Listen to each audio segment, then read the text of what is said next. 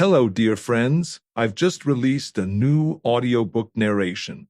Enjoy listening. Pain from my hat and walk into the room. Nobody said a word. They stepped back politely, and I could feel their eyes on me. Pat Chambers was standing by the door to the bedroom trying to steady Myrna. The girl's body was racked with dry sobs. I walked over and put my arms around her. Take it easy, kid. Come over here and lie down. I led her to a studio couch that was against the far wall. She was in pretty bad shape. One of the uniformed cops put a pillow down for her, and she stretched out. Pat motioned me over and pointed to the bedroom. In there, Mike. In there. The words hit me hard. In there was my best friend lying on the floor, dead. The body. Yesterday it was Jack Williams, the guy that shared the same mud bed with me through 2 years of war in the stinking slime of the jungle. Jack, the guy who said he'd give his right arm for a friend, and did when he stopped a bastard from slitting me in two. He caught the bayonet in the biceps and they had to amputate. Pat didn't say a word. He let me uncover the body and feel the cold face. For the first time in my life, I felt like crying. Where did he get it, Pat? In the stomach. Better not to look. The killer carved the nose off of a .45 and gave it to him low. I threw back the sheet anyway, and a curse caught at my throat. Jack was in shorts, his one hand still clutching his belly. The bullet went in clean, but where it came out, there was a hole big enough to cram a fist into. Very gently, I pulled the sheet back and stood up. It wasn't a complicated setup. A trail of blood led from the table beside the bed to where Jack's artificial arm lay. Under him, the throw rug was ruffled and twisted. He had tried to drag himself with his one arm, but had never reached what he was after. His police positive, still in the holster, was looped over the back of a rocking chair. That was what he wanted. With a slug in his gut, he never gave up. I pointed to the rocker, overbalanced by the weight of the .38. That chair was over by the bed, not where it is now. I've been here often enough to know. After the killer shot him, Jack pulled himself to the chair to get his gun, but the killer didn't leave. He stood there and watched Jack grovel in agony. Bastard must have stood by the door, laughing, pulling the chair back inch by inch while Jack tried to make his last play. This was no ordinary murder, Pat. It's as cold-blooded and deliberate as I ever saw one. From now on, it's a race. I want the killer for myself. We'll work together, but in the home stretch, I'm going to pull the trigger. No, Mike, it can't be that way. You know it. Okay, Pat, you have a job to do, but so have I. Jack was my best friend. And by Christ, I'm not letting the killer hide behind the tedious process of law. The dead can't speak for themselves. How could Jack tell a jury what it was like to have his insides ripped out by a dum-dum? Did they ever try dragging themselves across a floor to a gun with that one arm, their insides filling up with blood, so goddamn mad to be shot they'd do anything to reach the killer? No, damn it. A jury is cold and impartial like they're supposed to be, while some snotty lawyer makes them pour tears as he tells how his client was insane at the moment or had to shoot in self-defense. The law's fine, but this time I'm the law, and I'm not going to be cold and impartial. I'm going to remember. I turned and looked down at what was once Jack. I felt like saying a prayer, but I was too mad. Jack, you're dead now. You can't hear me anymore. Maybe you can. I hope so. You've known me a long time, Jack. My word is good. I'm going to get the louse that killed him. He won't sit in a chair. He won't hang. He will die exactly as you died, with a .45 slug in the gut. No matter who it is, Jack, I'll get the one, no matter who. I promise. When I looked up, Pat was staring at me strangely. He shook his head. Lay off, Mike. For God's sake, don't go off half-cocked. I know you too well. Just start shooting up anyone connected with this and get in a jam. I'm over it now, Pat. From now on, I'm after one thing, the killer. I hate hard. Someday soon, I'm going to have my rod and my mitt and the killer in front of me. I'm going to watch the killer's face. I'm going to plunk one right in his gut, and when he's dying, I may kick his teeth out. You couldn't do that. You have to follow the book because you're a captain of homicide. Maybe the killer will wind up in the chair. You'd be satisfied, but I wouldn't. It's too easy. That killer is going down like Jack did." There was nothing more to say. I could see by the set of Pat's jaw that he wasn't going to try to talk me out of it. All he could do was try to beat me to the killer. We walked out of the room together. The coroner's men were ready to carry the body away. I didn't want Myrna to see that. I sat down on the couch beside her and let her sob on my shoulder. That way I managed to shield her from the sight of her fiancé being carted off in a wicker basket. She was a good kid. 4 years ago, when Jack was on the force, he had grabbed her as she was about to do a Dutch over the Brookman Bridge. Dope had eaten her nerves raw. He had taken her to his house and paid for a full treatment until she was clean. Love came quick for both of them. If it hadn't been for the war, they would have been married long ago. When Jack came home with one arm, it made no difference. He was no longer a cop, except in his heart. She loved him before, and she still loved him. It was tough for a man with one arm to find employment, but he had many friends. Before long, he was part of the investigating staff of an insurance company. It had to be police work for Jack. It was nothing else. Then they were happy. Then they were going to be married. How this? Pat tapped me on the shoulder. "There's a car waiting downstairs to take her home." I rose and took her hand. "Come on, kid. There's no more you can do. Let's go." She didn't say a word, but stood up silently and let a cop steer her out the door. I turned to Pat. "Where do we start?" I asked. "Jack threw a party last night," he said. "Not much of an affair." "I know. He called me and asked me over, but I was pretty well knocked out. I hit the sack early. Just a group of friends he knew before the army." "Who found the body?" "Myrna. She and Jack were driving to the country today to pick a site for their cottage. She got here about 8. When Jack didn't answer, she got worried and called the super.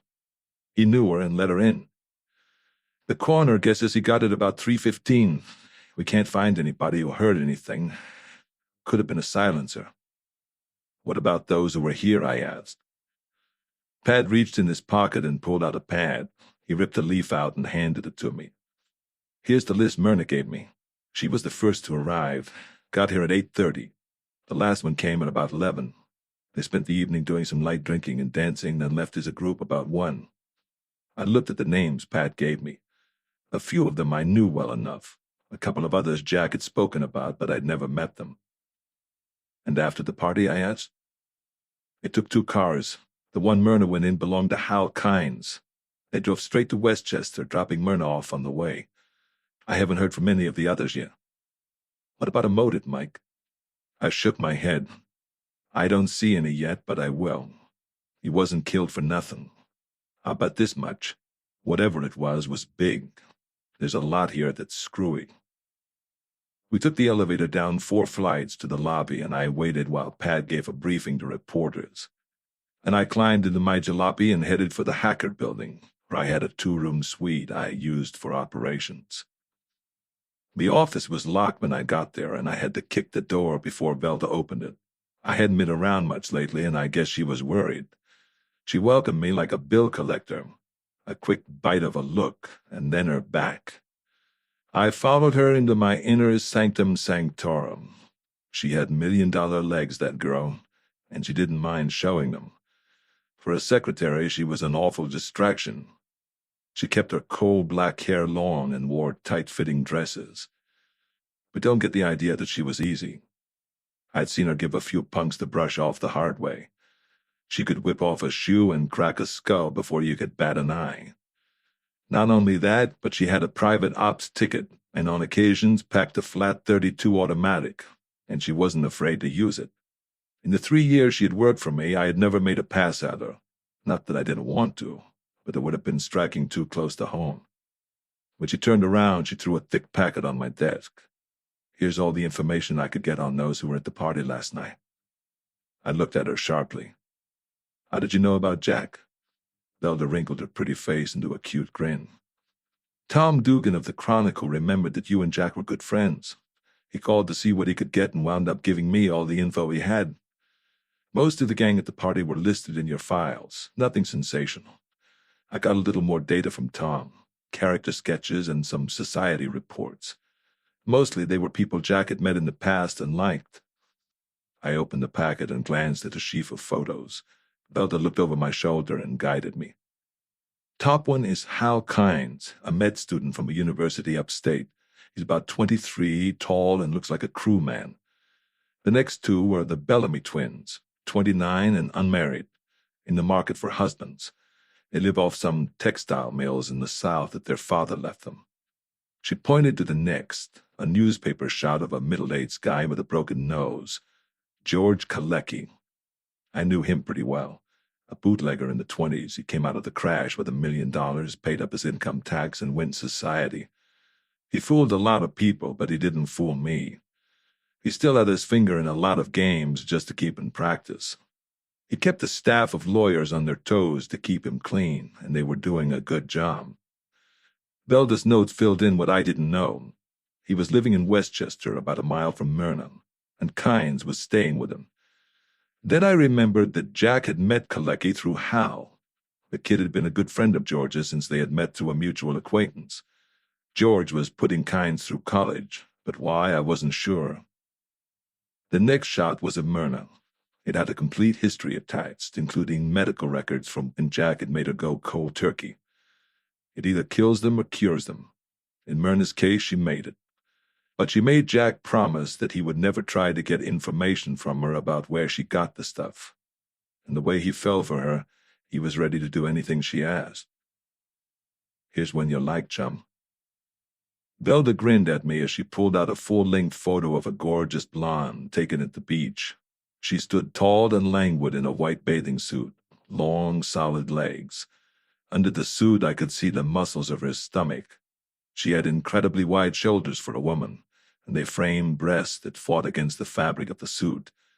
Her hair looked white in the picture, but I could tell it was a natural blonde. Her face was what got me, though. I thought Velda was a good looker, but this one was even lovelier. Who is she? Velda shifted a little uneasily. Maybe I shouldn't tell you.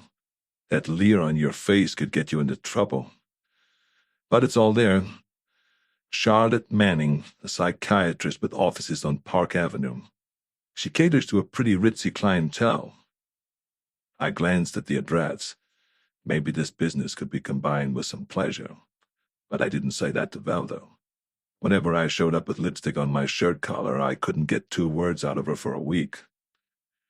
When I stacked the sheaf back on my desk and looked up, Velda was leaning forward, ready to take notes. Want to add anything, Mike? Don't think so. At least not now. Nothing seems to make sense. Can't figure the motive. Jack was square. He had no enemies, and he always gave a guy a break. Then, too, he was never wrapped up in anything big. His place was completely untouched. He had $100 in his wallet lying on the dresser. We heard the rattle of the office mail slot, and a minute later Velda came back with the afternoon editions of the papers. The kill was spread all over the front pages. Velda was reading over my shoulder when I heard her gasp. She pointed to the last paragraph, the word-for-word statement I had made to Jack. My promise. My word to a dead friend that I would kill his murderer as the rat had killed Jack. I rolled the paper in a ball and threw it at the wall. That little louse. I'll break his filthy neck for printing that. That promise is sacred to me, and they make a joke out of it. Pat did that, and I thought he was a friend. Give me the phone. Velda grabbed my arm. Take it easy. Suppose he did. Maybe he saw a chance of throwing the killer your way. If the pup knows you're after him, he's liable not to take it standing still. He'll make a play for you, and then you'll have him. Thanks, kid, but your mind's too clean. Pat doesn't want me to have any part of a killer because he knows the case would end right there. If he lures the killer to me, you can bet your grandma's uplift bra that he'll have a tail on me all the way. I don't know about that, Mike. Pat knows you're too smart to be tailed. I don't think he'd do that. Oh, no? I'll bet you a sandwich against a marriage license he's got a flat foot downstairs covering every exit in this place, waiting for me to leave. Velda's eyes were glowing like a couple of hot brands. Are you serious? About the bet, I mean. I nodded. Dead serious. Want to go downstairs with me and take a look?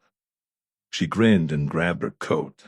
I pulled on my battered felt and we left the office, but not before I had taken a second glance at the address of Charlotte Manning.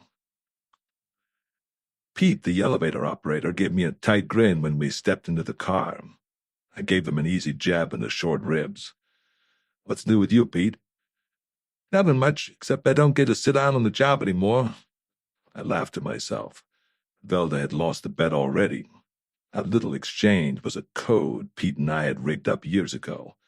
His answer meant I was going to have company when I left the building. It cost me a fin a week, but it was worth it. I decided to use the front door for a change. I looked around for my tail, and for a split second my heart leaped into my throat. I was afraid Pete had gotten his signals crossed. Velda was a spotter, too, and her smile as we crossed the lobby was a thing to see. She clamped onto my arm, ready to march me to the nearest justice of the peace. But when we went through the revolving doors, her grin passed as fast as mine appeared.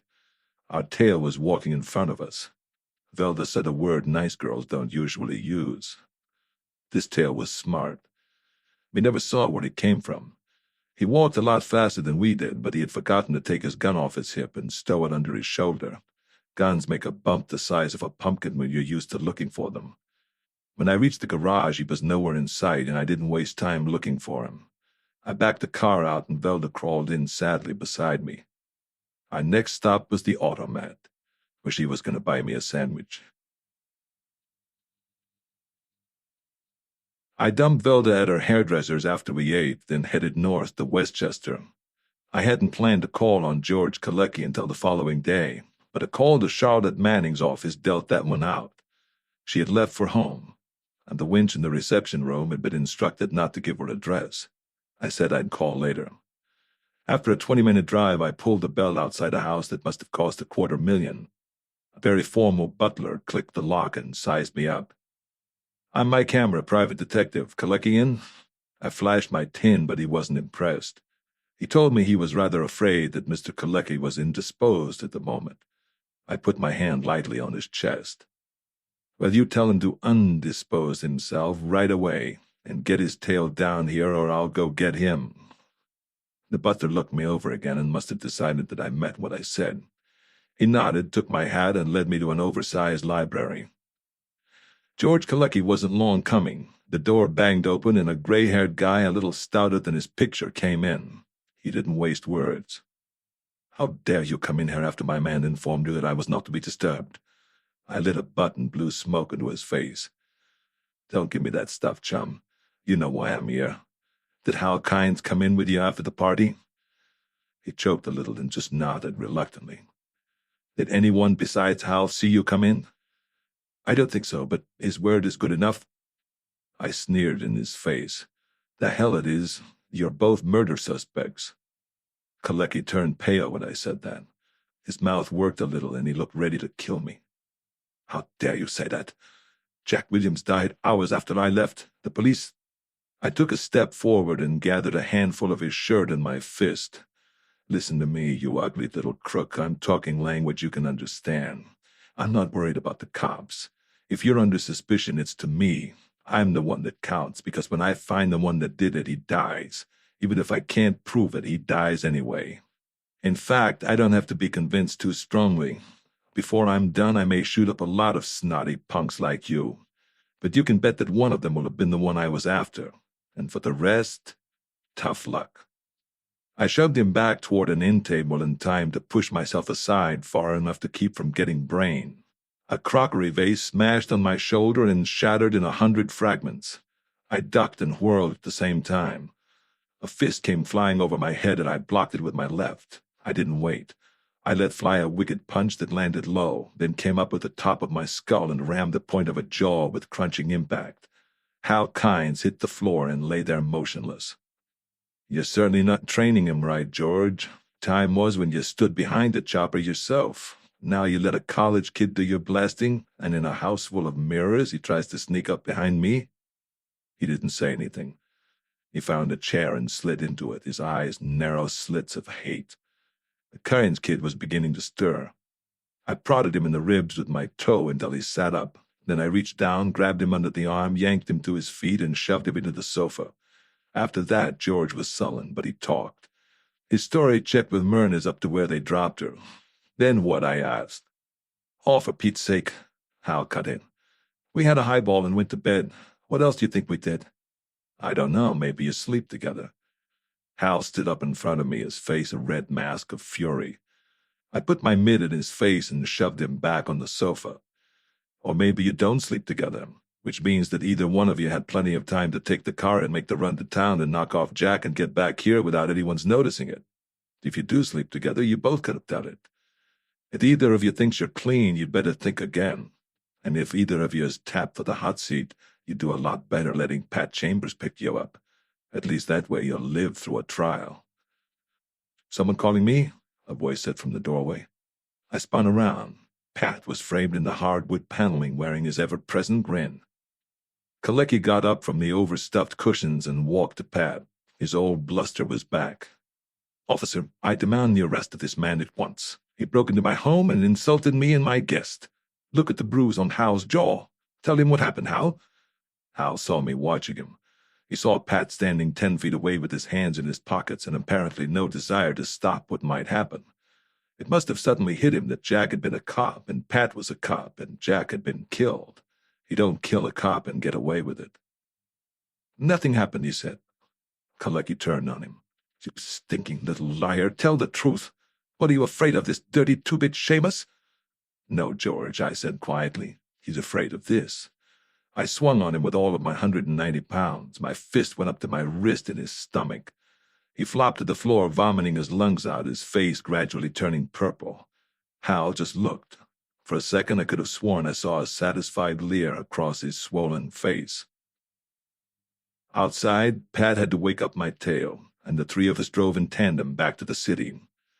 Pat had heard it all from the hall, and there was no more he could learn now from Klei or Kines.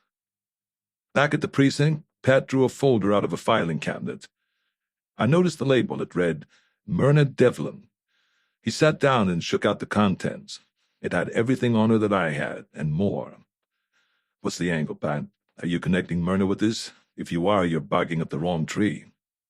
Don't fly off the handle, Mike. After Myrna was released, she made Jack promise not to follow it up any further. Well, Jack held up his end of the bargain all right, but he couldn't promise for the whole department. The case was turned over to narcotics. Myrna didn't know anything about it, but while she was out, she talked and said plenty.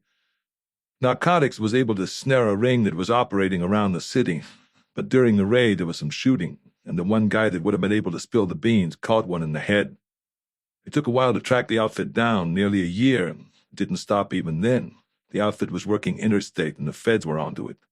They laid off Myrna when they went into her history. The head of the outfit was shrewd. No one knew or saw him. Transactions were made by mail. Dope was very skillfully disguised and sent to post office boxes. In each container was a number to send the cash to. That turned out to be a post office box somewhere, too. I looked Pat in the eye. That I couldn't figure. Something's screwing, Pat. The whole thing's backwards. The stuff is usually paid for in advance. Pat lit a butt and nodded. Exactly. That's one reason why we had trouble. It isn't an amateur's touch either. The stuff came in too regularly. We managed to dig up a few old containers and there were no two postmarks alike. I get the picture, Pat. But so far you haven't told me where Myrna fits into this. He gave me a long, searching glance. Jack hated crooks and sneaks, but most of all, he hated dirty rats that used people like Myrna to line their own pockets. He might have been holding back something on us, or he might have gotten something from Myrna we didn't know about.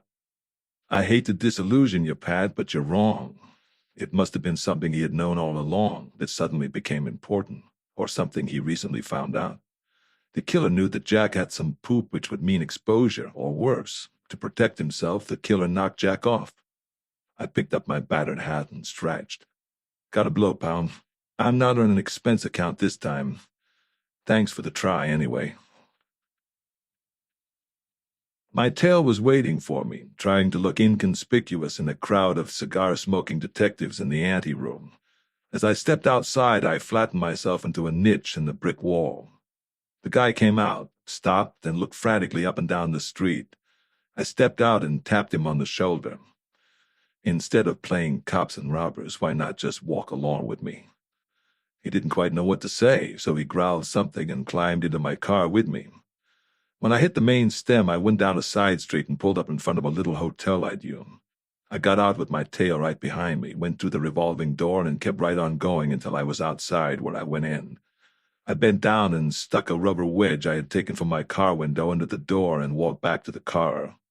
Inside the door, the cop was pounding on the glass and calling me dirty names. If he wanted me, he had to go out the back door and around the street. All the way downtown, my window shook like it would fall out, which reminded me that I had better get more wedges in case I was tailed again. Dr. Charlotte Manning's waiting room was ultra-modern. Chairs that looked angular were really very comfortable. The windows admitted no light. Instead, the soft glow came from hidden bulbs installed directly into the wall. An ankle-thick carpet muffled any sound of footsteps, and from somewhere came the muted tones of a string quartet. I could have fallen asleep right there, if the secretary who had given me the telephone brush-off hadn't silently motioned me toward the inner office. With a full day's growth of beard and the wrinkled ruin of a suit, I was lower than the janitor in her estimation. Charlotte was better than her picture. There was a lot about her that couldn't be put into words. Sitting at her desk, hands folded in front of her as if she were listening for something, she was what you would expect to find in a painting if each of the world's greatest artists added their own special techniques to produce a masterpiece. Her hair was almost white, as I thought. It fell in such soft curls that you wanted to bury your face in it. A smooth forehead melted into hazel eyes framed in the symmetrical curves of naturally brown eyebrows, studded with long, moist lashes. Her long-sleeved black business dress was not at all revealing, but what it attempted to conceal was pure loveliness. Her breasts fought the dress as valiantly as they had the bathing suit. I could only imagine how the rest of her looked since the desk blocked my view. All this I saw in the 3 seconds it took to walk across the room. I doubt if she saw any change in my expression, but she could have sued me if she knew what went on in my mind. "Good morning, Mr. Hammer. Please sit down." Her voice was like liquid. I wondered what she could do if she put a little passion in it.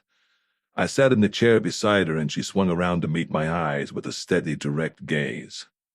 "I read your statement in the papers. As a matter of fact, I attempted to analyze your reasoning. I've always been interested in things of that sort." "And what conclusion did you reach?" Charlotte surprised me. "I'm afraid I find your position just, although several of my former professors would condemn me if I made that statement in public." I saw what she meant. There's a school of thought that believes anyone who kills is the victim of a moment's insanity, no matter what the reason for the killing. "How can I help you?" she went on. I didn't have to ask many questions. Her story was clear and complete, down to the kind of sandwich she had with the Bellamy sisters after the party, and the chime on her apartment door that would have awakened her light-sleeping maid if Charlotte had tried to go out again. I couldn't help but grin. "Has Pat Chambers been here already?" She laughed, and shivers went through me.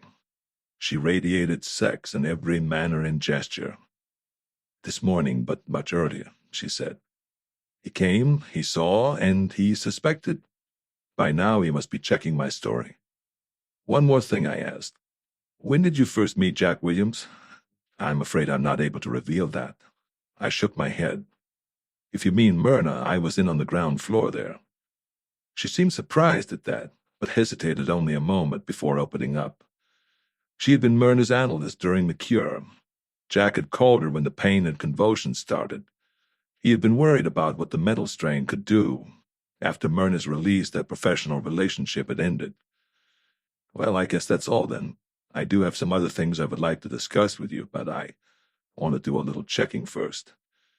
She gave me another of those smiles, then rose, and I had the look I had been waiting for of her legs. We stood there a moment just looking at each other, then I caught myself. "I have to leave now, but I'll see you soon." Her breath seemed to catch in her throat. "Very soon, I trust." I was hoping that light in her eyes meant what I thought it did. From her office, I drove to her apartment house to see the maid, Kathy. The first thing she told me was that the gentleman in the front room was expecting me. Pat was sprawled in a chair by the window. "Her story checks," he said. "I knew you'd be along, so I just parked until you showed up. By the way, I wish you'd be a little easier on the men I assigned to tail you.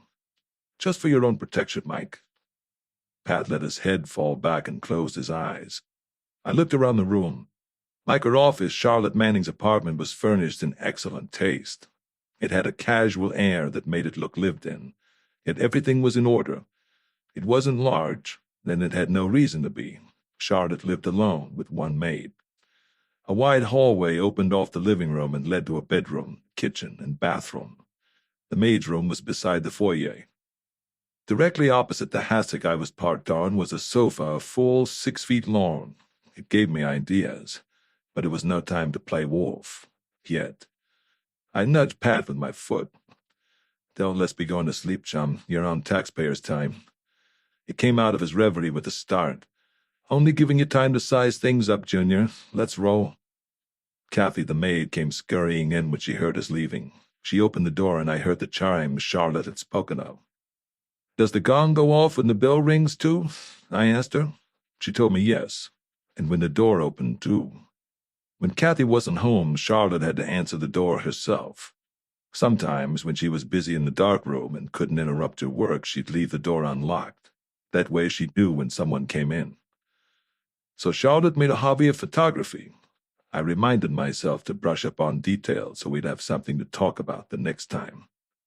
Besides that, I mean. Downstairs, Pat and I went across the street to a tiny delicatessen and sat in a booth with 2 bottles of beer. He told me that the slug that killed Jack had come from a .45. According to ballistics, the barrel was nearly new. Only 2 had been sold in the city recently, both to store owners who had been robbed. The cops had taken samples of slugs, but neither gun matched. I asked about the silencer. The killer was no novice. A silencer plus a dum-dum. He wanted to make sure Jack died. Not too fast, just definitely died. But there was no trace of that either. We sipped the beer slowly, each of us thinking hard. It was a full 2 minutes before Pat spoke again. "Oh yeah, I almost forgot. Klei and Kines moved into an apartment in town this morning. Someone took a shot at George through his window late last night. Missed by a hair. It was a .45 again, from the same gun that killed Jack." I almost choked on my beer. He almost forgot. "And one other thing. He thinks you did it." I banged my glass down on the table so hard Pat jumped. "Why, that dirty, sniveling louse. That does it. This time I'll smash his face all over the place." Pat grinned. "They live right around the corner in the same apartment hotel as the Bellamy twins. 2nd floor. I had fun telling George that it would do no good to charge you with assault and battery after the other night. Didn't take much talking either. Evidently he's heard about the way you operate." We parted outside the door, and as soon as he took off I started around the corner toward Klei's. I didn't like being accused of murder, attempted or successful. Pat was sure it wasn't me because the killer missed. I wouldn't have. I knew Klei had probably tipped the doorman not to admit me, so I just walked in like a regular resident and took the elevator to the 2nd floor. The operator was a skinny runt in his late 20s who wore a built-in leer. I was the only one in the car, and when we stopped, I pulled a bill from my pocket and showed him the color. "George Klei. He's new in this dump. What apartment in the green is yours?" He gave me a careful going over, then finally put his tongue in his cheek and said, "You must be that hammer mug. He'd give me a 10 not to spot him for you." I opened my coat and pulled my .45 from its holster. The kid's eyes popped. "I am that hammer mug, Junior, and if you don't spot him for me, I'm giving you this." I motioned toward his teeth with the gun barrel. Front 206, he said. My bill was a 5. I rolled it up and poked it into his wide-open mouth and shoved my rod back. 206 was down the hall, the apartment facing the street. I knocked, but there was no answer. I put my ear against the door and kept it there. Wood acts as a sounding board. Any noise inside would be magnified 100 times. That is, except this time. Nobody was home. The 3rd skeleton key did it. When I closed the door, I snapped the deadlock. just in case. The apartment was furnished. No personal stuff in the front room except a picture on the mantel of a younger Klei. I walked into the bedroom. It was spacious, with 2 chests of drawers and a table, but only one bed. So they did sleep together. A suitcase was under the bed. I opened it first. On top of 6 white shirts, a .45 was lying with 2 spare clips. .45s were strictly for professionals, and they were turning up all over the place. I sniffed the barrel, but it was clean. As far as I could tell, it hadn't been fired for a month. I wiped off my prints and put the gun back. There wasn't much in the chest of drawers either. Kines had a photo album showing him playing every sport there is. A lot of shots were of women, and some of them weren't half bad if you liked them tall and on the thin side. Toward the end of the book were several showing Klei and Hal together. In one, they were fishing. Another was of them in camping clothes, taken alongside a car. It was the third that interested me. They were standing outside a store. In this one, Hal wasn't dressed like a college kid. In fact, he looked quite the businessman. But that wasn't the point, yet. In the window behind him was one of those news releases they plant in store windows. This one had a big photo with a caption below it about the burning of the Morrow Castle. And the Morrow Castle had gone up in flames 8 years ago. Yet here was Hal Kines looking older than he did now. I didn't get any more time to look around. Someone was fiddling with the lock. I walked into the front room and heard a steady stream of curses before I clicked up the deadlock and opened the door. "Come in, George," I said. He looked more scared than amazed. Apparently, he really believed that I had taken the shot at him. Hal was behind him, ready to run as soon as I made a move. George recovered first. "Where do you get off breaking into my apartment? This time—" "Oh, shut up and come in. It's just as monotonous for me. If you'd stay home, you'd be better off." The 2 of them stamped into the bedroom. When Klei came out, he was red as a beet. I didn't give him a chance to accuse me of anything. "Why all the artillery?" "For guys like you, Hammer. For guys that tried potting me through a window. Besides, I have a permit for it." "Okay, you've got a permit. What I want is the lowdown on your big bang last night. Since I'm the accused, I'd like to know just what I'm supposed to have done.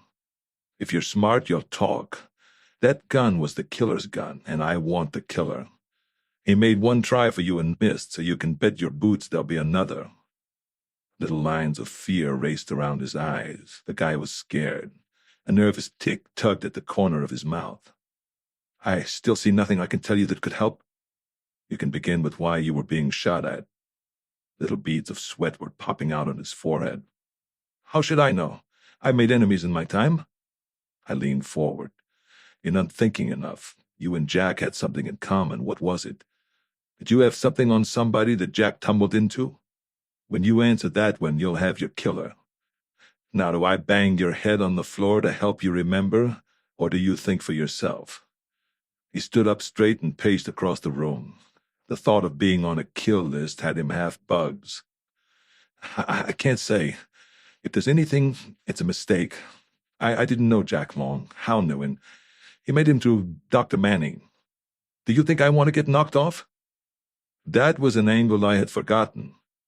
Hal Kines was sitting in the armchair beside the mantelpiece, dragging heavily on a cigarette, not like an athlete.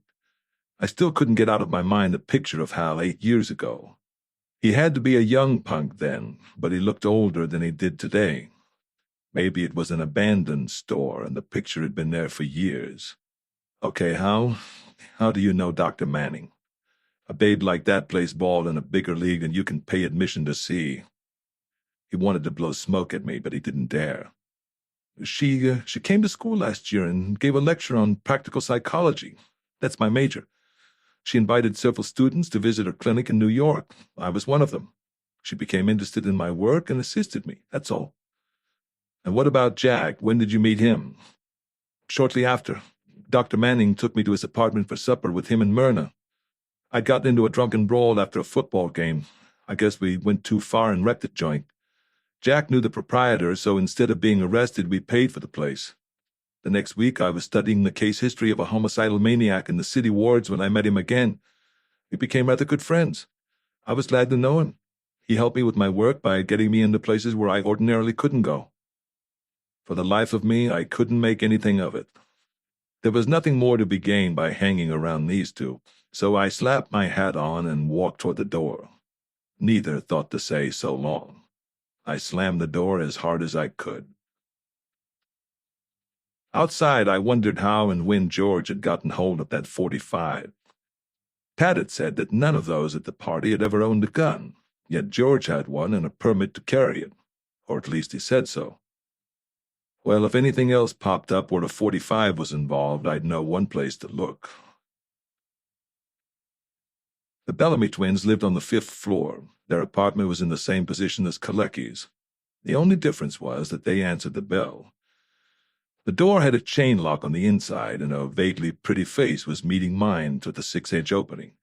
I couldn't tell which of the twins I was peering at, so I called her Miss Bellamy and told her who I was and what I wanted. The door closed and the chain rattled loose from the lock. When the door opened again, I was facing a woman who had athlete written all over her.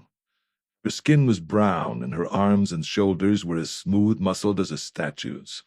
It struck me odd that she would have any trouble finding a husband. As far as I could see, there wasn't anything wrong with this particular twin that her money couldn't cover. Plenty of guys would take her without any cash at all. I stepped inside and surveyed the place. Not much different from Klei's, but it had a light perfume aroma rather than a cigar odor. She led me to a pair of divans separated by a coffee table. I sat on one, she took the other. Now, what do you want to see me about? Perhaps you can start by telling me which Miss Bellamy I'm speaking to. Oh, I'm Mary. Esther has gone shopping, which means she's gone for the day. I figured one twin could give me what I needed and asked for her version of the party. Pat had been there already, so she made it concise. Jack had talked earnestly to Myrna a few times, and in the kitchen to Kines once for about 15 minutes. They had come out laughing. Myrna and Charlotte had a conference that broke up when the dancing started. Mary thought they were talking about Myrna's wedding plans. Suddenly she stopped short and cocked her head a little. Oh dear, you must excuse me. I left the water running in the tub. She ran to the narrow hallway and disappeared into the bathroom. Maybe I was getting old. I didn't hear any water running. A couple of copies of Confessions magazine were in a rack beside the divan, and I thumbed through them while I waited. One story was a humdinger about a gal that meets a detective in a big city. He does her dirt and she tries to throw herself in front of a subway train. Some nice young jerk grabs her in time and makes a respectable woman of her. I had just gotten to where he was leading her to the justice of the peace when Mary Bellamy came back. Only this time she made my head swim.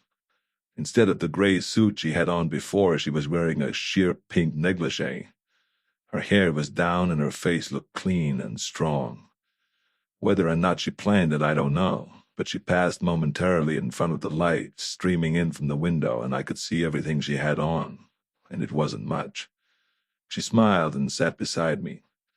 I moved over to make room. When she crossed her legs and leaned forward to pick a cigarette from the box on the table, I had to turn my head. At this stage of the game, I couldn't afford to get wrapped up in a love life. Besides, I wanted to see Charlotte later. She leaned back against the divan and blew a ring at the ceiling. What else can I tell you? I found it hard to concentrate on what she was saying. What I'm after now are the seemingly unimportant details. Personality conflicts. Things you might have noticed about Jack in the past few days. Any remark or something you overheard. Mary drew her legs up under her on the divan and turned on her side to face me. I'm afraid I can't help you there. I'm not very good at eavesdropping, and I don't collect gossip. As she moved, the negligee fell open. She took her time, drawing it shut. Deliberately, she let my eyes feast on her lovely bosom. What I could see of her stomach were smooth, parallel rows of light muscles, almost like a man's. I licked my lips and asked her how long she expected to stay in town. It wasn't much of a question for a detective. She smiled. Just long enough for Esther to get her shopping spree over with. Her main joy in living is wearing pretty clothes. My main joy in living is living. Here was a woman to whom time and place didn't mean a damn thing. I stood up and stretched. Tell me, Mary, How can I tell the difference between you and Esther? One of us has a small strawberry birthmark on the right hip. Which one? Why don't you find out? Don't be such a sissy. Her eyes were blazing into mine. They were violet eyes, a wild, blazing violet. Her mouth was soft, wet, and provocative. She was making no attempt to keep the negligee on. One shoulder had slipped down, and her brown skin contrasted with the pink. I wondered how she had gotten her tan. There were no strap marks anywhere. She uncrossed her legs and squirmed like an overgrown cat, letting the light play with the ripply muscles in her naked thighs. I was only human. I bent over, taking her mouth on mine. She was straining to reach me, her arms tight around my neck. Her body was a hot flame, and the tip of her tongue searched for mine. She quivered under my hands wherever I touched her. Now I knew why she hadn't married. One man could never satisfy her. My hand fastened on the hem of the negligee and with one motion flipped it open. Her body was lean and bare. She let my eyes search every inch of her brown figure. Then I grabbed my hat and jammed it on my head. It must be your sister who has the birthmark. See you later. I half expected to hear a barrage of nasty words when I went out the door. Instead, I heard a faint, faraway chuckle. I would love to know how Pat reacted to that act. It had dawned on me all of a sudden that she was left in my path as a sort of booby trap while Pat went on his way. I'd wrap him up for this little trick. There was a neat tomato on 3rd Avenue who loved to play tricks herself, especially on cops. Velda was still at the office when I got there. Before I went in, I stopped in front of a mirrored door and gave myself a thorough inspection for lipstick marks. I went in whistling. Velda took one look at me and her mouth tightened up. "You didn't get it off your ear," she said. This gal could be murder. I didn't bother to say anything, but walked into my office. Velda had laid out a clean shirt for me and an unwrinkled tie. Sometimes I thought she was a mind reader. At the wash bowl in the corner, I cleaned up a bit and got into my shirt. Ties were always a problem. Usually Velda would help me out, but when I heard the outer door slam, I knew I'd have to go it alone. Downstairs, I stopped at a bar and had a few quick ones. I dragged a list from my pocket and jotted down some notes. I hadn't accomplished much. I had made the rounds of the immediate suspects and given them good reason to sweat. But this murder meant a race. Pat wasn't going to get the jump on me. He'd been to the same places I had, and I'd bet he didn't know any more. What we were both searching for was motive. There had to be one, and a good one. Murder doesn't just happen. Murder is planned. As for the time element, Klei had time to kill Jack. So did Kines. I hated to think of it, but Charlotte Manning did too. Then there was Myrna. She could have circled back to do it and gotten home unnoticed. That left the Bellamy twins. Perhaps it was accidental, but they had established their arrival time by both forgetting their keys and needing the super to let them in. Nice thinking if it was deliberate. I didn't bother to ask whether they left again or not. I knew the answer would be negative. Twins were peculiar. If it came to it, they would lie, cheat, or steal for each other. Then there was the pot-shotted Klei. That stumped me. The best thing to do was take a run uptown and check his contacts. The Hi-Ho Club had been a bootleg spot during Prohibition, but it changed into a dingy joint over the years. It was a very unhealthy spot for strangers after dark, but I knew the black who ran the place. 4 years ago, he had backed me in some gunplay with the Hood, and I paid him back a month later by knocking off a punk that had tried to set him up for a rub-out when he refused to pay for protection. Since then, they left him strictly alone to run his business. Big Sam was behind the bar. He saw me come in and waved with a wet rag. I shook hands and ordered a brew. 2 burly young toughs next to me were giving me nasty looks until they heard Big Sam greet me by name. Then they moved themselves and their drinks 10 feet down the bar. Sam knew I wanted more than a beer, so I asked him point blank if the numbers were still running in here. Sam gave a quick look around before he gave me a short nod. Then I asked if Klei was still the big boy. Sam was nervous. He didn't want to be a squealer, yet he wanted to help me. It's murder, Sam. The skin on his forehead furrowed, and we locked eyes long enough for him to remember my reputation. Then he nodded again. Kalecki's still head man, but he never comes around himself. The runners do all the work. Is Bobo Hopper one of them? He used to be one of Kalecki's boys and used to hang out here. Sam motioned over his shoulder. He's here now, in the back room, but he don't run no more. He's got a clean job now. Keeps bees, too. This was new. Bobo Hopper's mental age was about 12, and he had a build that went with it. Underfed all his life, he had developed into a skinny caricature of a person. But he was a nice Joe with a heart of gold. Everything was his friend. Birds, animals, insects. Once I had seen him cry because some kids had stepped on an anthill. Now he had a good job and was keeping bees. I polished off the beer in one swallow and passed through the doors into the back room. Bobo was sitting at a table in the far corner. The place used to be fixed up with a dice table and a couple of wheels, but now stuff was stacked all over. The single barred window high up opened on an air shaft, leaving all the work to a solitary bulb dangling from a wire. Bobo didn't hear me come in. He was too absorbed in his picture book of bees. I tapped him on the shoulder. Don't you say hello to an old friend? He half leaped from his chair, then saw it was me and broke into a big smile. Hey, Mike Hammer, I'm glad to see you. I shook the skinny paw he stuck out to me, then he rolled an empty quarter keg that had seen better days over to the table. I parked on it. Hear you keeping bees, Bobo. Yeah, I'm learning all about it from this book here. It's fun. They even know me, Mike. When I put my hand near the hive, they don't bite me at all. They walk on me. I've got them on my roof where my landlady lets me keep them. She don't like bees, but I brought her a tiny bit of honey and she liked that. I'm good to my bees. Bobo was a funny kid. You couldn't shut him up when he was enthusiastic about something, but try quizzing him and he'd clam up. I went slowly. I hear you've got a new job, Bobo. He gave me a big smile. Uh-huh. I run errands and deliver things and sweep up and everything. Sometimes Mr. Didson lets me ride his bicycle when I deliver things from his store. I have lots of fun. Sounds good, Bobo. What did Mr. Kalecki say when you quit running numbers for him? Bobo didn't clam up as I expected he might. He liked to talk about his new life. Kalecki had been swell to him, given him $10 and told him he could have his old job back whenever he wanted it. Small wonder. Bobo was as honest as they come. He'd never think of clipping the bosses. I pulled out a 5-spot and slipped it into his shirt pocket. Good to see you, Bobo. Here's something to buy a king for your queen bee.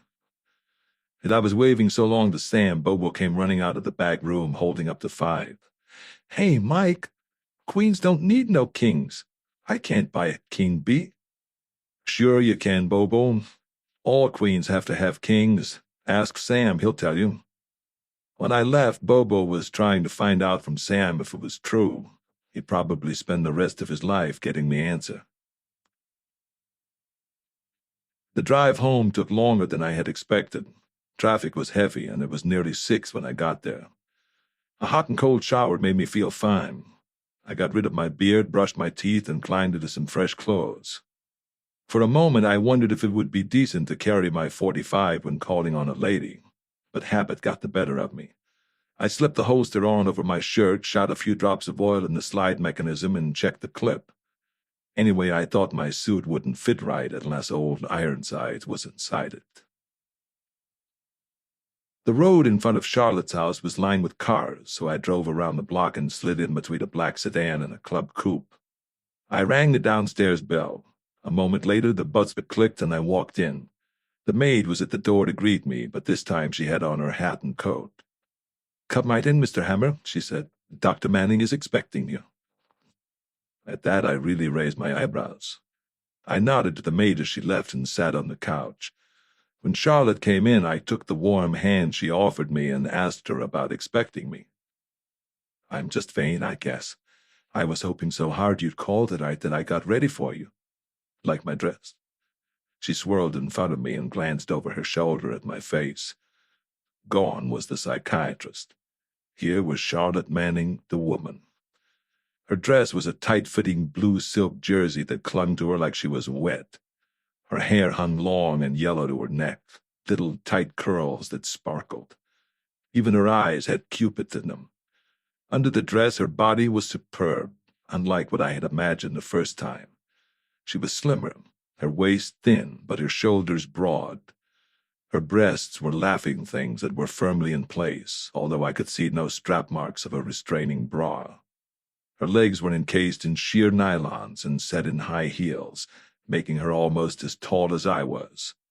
Beautiful legs. They were strong, shapely. Well, do you like it? Lovely. And you know it. Her laugh was low and throaty. She threw back her head, and I wanted to grab her and kiss the beauty of her throat. But Charlotte took my arm and led me to the kitchen. The table was laid for two, with a big pile of fried chicken and a large basket of French fries. As I sat down, I said, if there was an angle to this, I'd think the chow was poison, but even if it is, I'm going to eat it anyway. She put on a red-bordered apron and brushed against me as she poured me a cup of coffee. There is an angle, she said. When you came in to see me, I saw a man that I liked for the first time in a long while. I have hundreds of patients, most of them men, but they are such little men. Either they have no character to begin with, or what they had is gone. Their minds are frail, their conceptions limited. When you constantly see men with their masculinity gone and find the same sort among those whom you call your friends, you get so you actually search for a real man.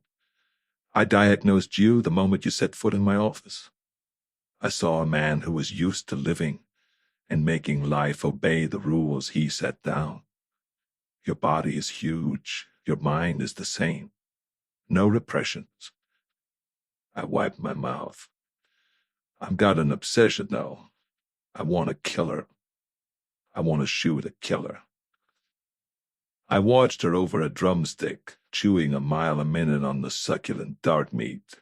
She tossed her hair and nodded. Yes, but it's a worthwhile obsession. Now eat up. After we finished the dishes, we went into the living room. Charlotte curled up in the armchair, and I half fell on the sofa. She smiled at me and said, "All right, you can tell me why you came up to see me." More questions? I shook my head. I confess, don't beat me with the whip. I started out with two things in mind. The first was to see you with your hair down. It turned out better than I expected. The other was to see if you, as a practicing psychiatrist, could throw some light on Jack's murder. I want details. It's entirely reasonable that someone at the party knocked off Jack. It's just as reasonable that it was someone completely outside. I've made some character studies, and what I've found I don't like. I want an opinion, not based on fact or logic, on how you think some people may tie into this thing. I'd like to know who you'd line up for the killer. Charlotte took a deep breath and sat back. A minute passed before she spoke. You're asking something hard to pass judgment on a person. Usually it takes 12 people and a judge, after hours of deliberation, to do the same thing. Mike, after I met you, I made it my job to look into your character. It wasn't hard. The papers have been full of your exploits. Editorials were even written about you, and not very favorable ones either. Yet I found people who knew you and liked you. Little people and big people. I liked you. But if I were to tell you what I thought, I'm afraid I'd be passing the sentence of death on somebody. No, I won't tell you that. You'd be too quick to kill. There's so much about you that could be nice if only you didn't hate so fiercely. She looked at me for a moment, with what could have been fear or longing, or both, and then got back to business. What she would do was to give me what she had observed, little things that might make sense to me. She was used to conflict and struggle within a person's mind, but not with differences between two or more people. If a person hates, then she can find the reason for his hatred and possibly help him. But if the hatred has consumed him to the point of murder, then she could only say that she might have expected it. The discovery of murders and motives, she said, belonged to more astute minds than hers. Jack had been in a state of nervous tension for a week before the party. She saw him twice, and neither time had he seemed any better. She had remarked about it, but he had laughed and told her he was still trying to adjust to civilian life. At the time, it seemed reasonable. A man who had lost an arm would find life hard for some time. The night of the party, he was still tense. Somehow it radiated to Myrna.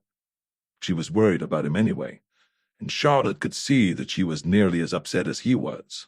Nothing visible, just those little things, a tendency to anger at the dropping of a glass or a sudden sound. Both of them covered it nicely, so Charlotte imagined that she was the only one who noticed. Klei came to the party in a grouch. Perhaps anger would be a better word, but she couldn't figure out with whom he was angry. He snapped at Hal Kines several times and was completely uncivil to Mary Bellamy while they were dancing. I laughed at that. Charlotte didn't know it was so funny until I told her. Mary Bellamy probably propositioned George right on the floor. Guess he's getting old. She's a nymphomaniac. Charlotte looked an iceberg at me and said she'd have to remember that, then went on with her observations. When they were leaving the party, Jack had stopped her by the door and asked her to stop back and see him sometime during the week. Before he could say anything more, the gang called her and she had to leave. She never saw him again. I tried to mull it over in my mind, but it didn't work out. So Jack had something bothering him, and so did Myrna. It might have been the same thing, and maybe not. And George was upset about something, too. Can you make anything of it? Charlotte asked. Nothing, but I'll think it over. Charlotte got up from the chair, came over to the sofa, and sat down. She laid her hand on mine, and our eyes met. Mike, do me a favor. Be careful. Please don't get hurt. When she spoke like that, I felt I had known her a lifetime. Her hand was warm and pulsing lightly. I felt myself going fast, and I had seen her only twice. Then she leaned forward. Her lips parted, and she kissed me on the mouth. I squeezed her arm so hard my hands hurt, but she never moved. When she drew away, her eyes were soft and shining. Inside me, a volcano was blazing. Charlotte looked at the marks on her arms and smiled. You love hard, don't you, Mike? This time, I didn't hurt her. I stood up and drew her toward me. I pressed her closely so she could feel my fire. This kiss lasted longer. It was a kiss I'll never forget. Then I kissed her eyes and that spot on her throat that looked so delicious. It was better than I expected. I turned her around and we faced the windows overlooking the street. She rubbed her head against mine, holding my arms around her waist tightly.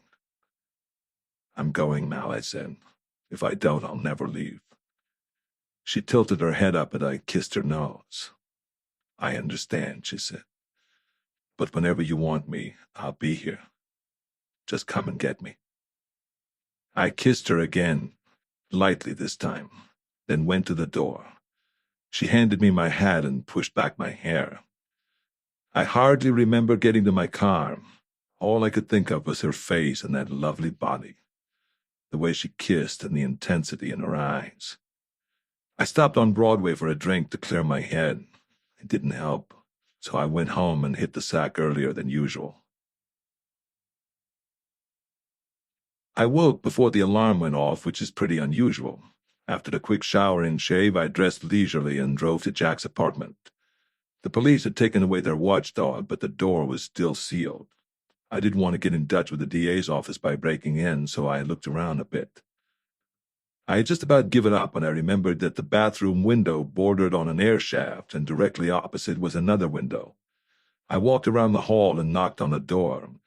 A small, middle-aged gent poked his head out, and I flashed my badge. Police was all I had to say.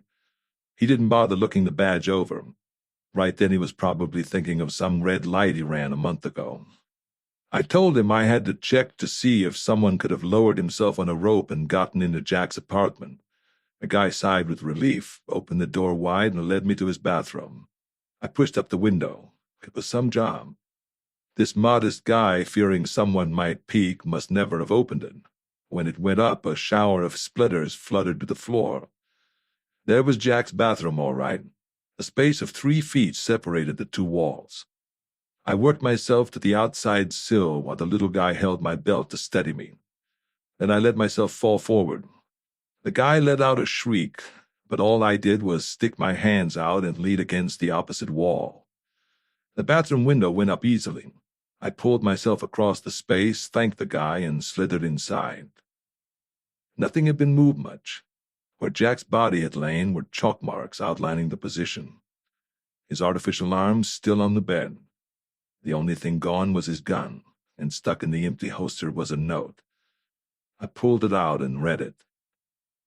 Mike, don't get excited over the gun. I have it at headquarters. Pat. He knew I'd find a way in. I put the note back with an addition. Thanks, chum. I won't. The unwritten message in the note was that the police had been over everything. Still, one more time couldn't hurt. I started in the living room and found 3 cents and a lot of dust inside the radio. The bedroom was next. I lifted the mattress and felt along the seams for small openings and used stitches. I even tried the window shades, thinking that a paper might have been rolled up in one of them. What got me was that I knew Jack had kept a pad of notes and addresses ever since he was on the force. If I could find that, it might contain something useful. I tried the dresser. I took out every shirt, sock, and set of underwear and went through them. Nothing. As I emptied the bottom drawer, a tie caught and slipped over the back. I pulled the drawer all the way out and picked up the tie from the plywood bottom. I also picked up something else. Jack's little book. I didn't want to go through it right then. Either the cops might come back or the little guy next door could get suspicious. I put the stuff back in the dresser and stuck the book in my hip pocket. I went out the way I had come in, pausing astride the air shaft to look toward the roof for the benefit of the little guy. Then I shook my head and wormed into his bathroom. I thanked him for being a good citizen and 5 minutes later was driving back to the office. I walked into the reception room, pulling the book from my pocket. Zelda was typing. She stopped when I gave her a big grin and motioned her into my office. What is it? She asked, leaning over to get a better look. A notebook of Jack's. I swiped it from his room before the police could get it. Starting at the front was a list of names, all crossed out. Each page was dated, the earliest starting 3 years ago. Occasionally there were references to cases with possible suspects and the action to take. These too were crossed out, meaning they had probably been completed. About the middle of the book, notes began to appear that apparently were still active.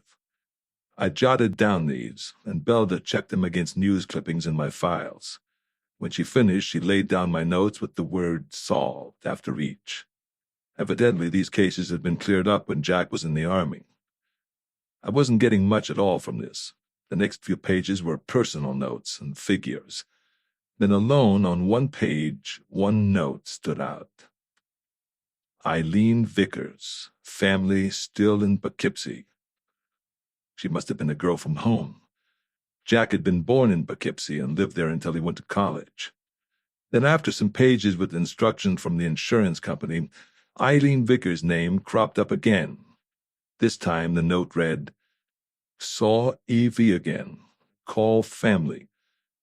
The date was exactly 2 weeks before Jack had been killed.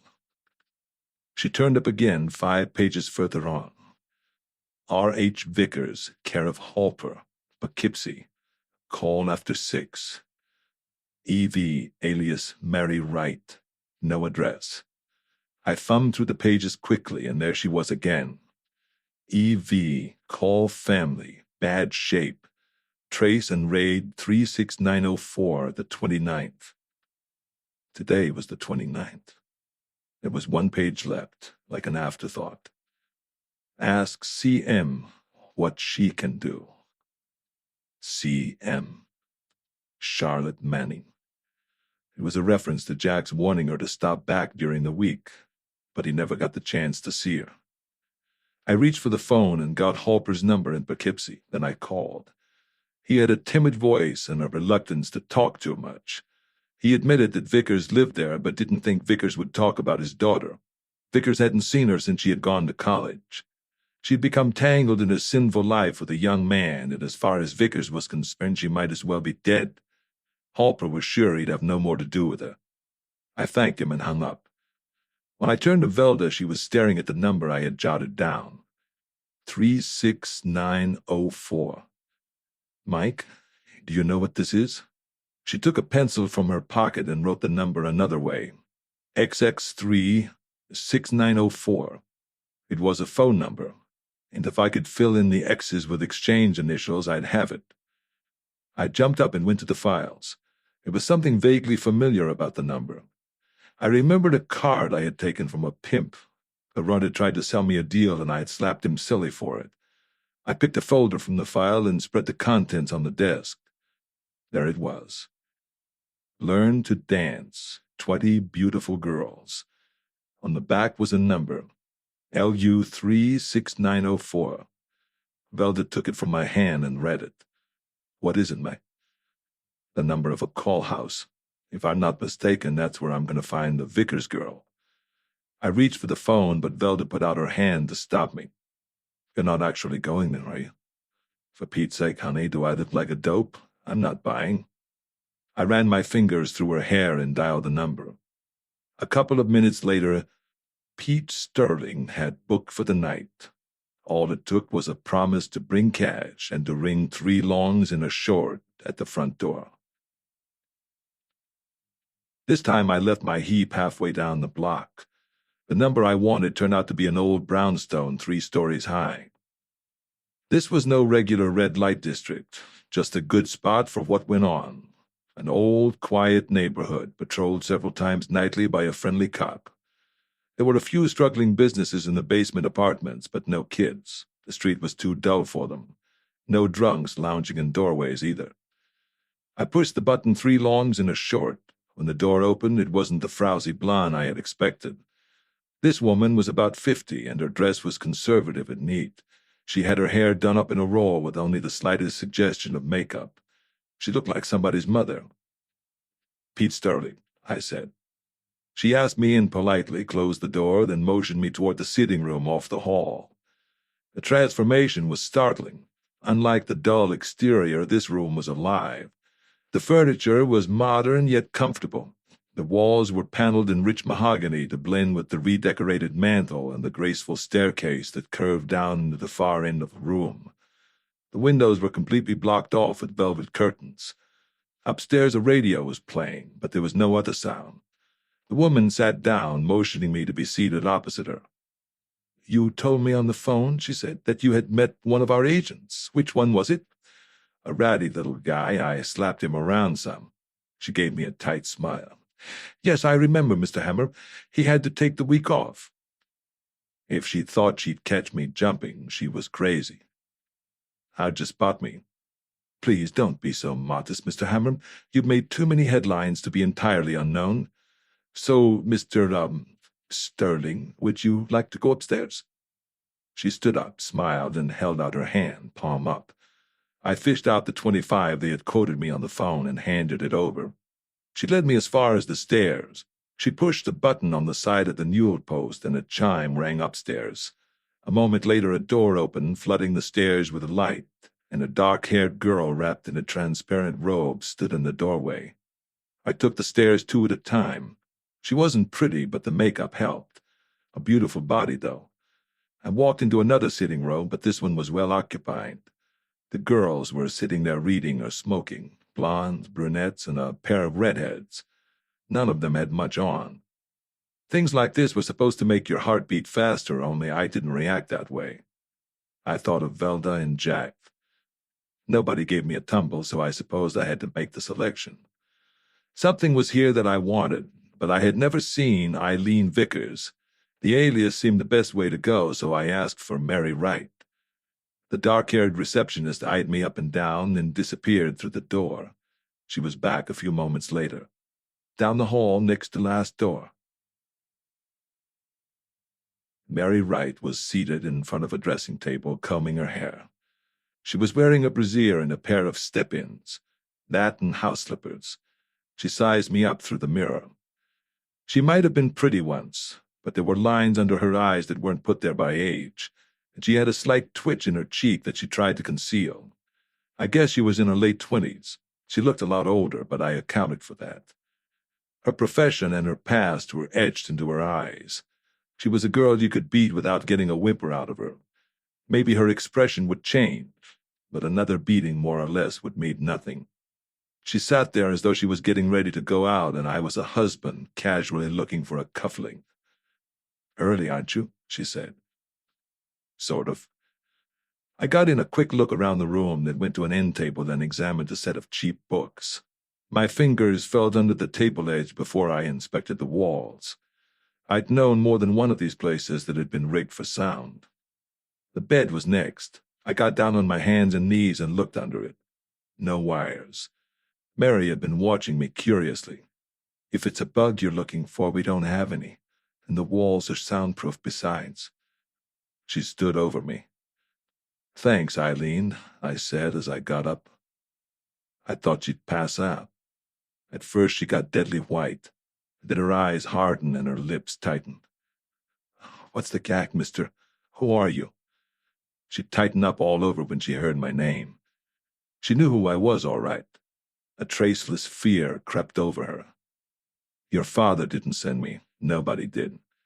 A pal of mine got killed a few days ago. His name was Jack Williams." Her hand flew to her mouth. For a second I thought she'd scream, but she didn't. She sat down on the edge of the bed and a tear trickled down her cheek, leaving a streak in her makeup. "Jack, I didn't know." I believed her. The tears were coming too freely not to. I sat down next to her. Crying won't help, but talking might. When I need her a few answers. Jack wanted to have this place raided tonight, but he was killed before he could set it up. What's going on here? Who's expected? Mary straightened up. Her tears were slower now. "I don't know. There's the show. Lots of people come to see it. You know the kind. Usually there's the convention in town, but I never see any important people. I tried a different approach. Listen, something you say may have no meaning to you, but I'm convinced that whatever you're connected with contributed to Jack's death. You could help me find his killer." She looked at me, but she was seeing Jack, one of the few square guys she had ever met. She started talking. It had begun in college.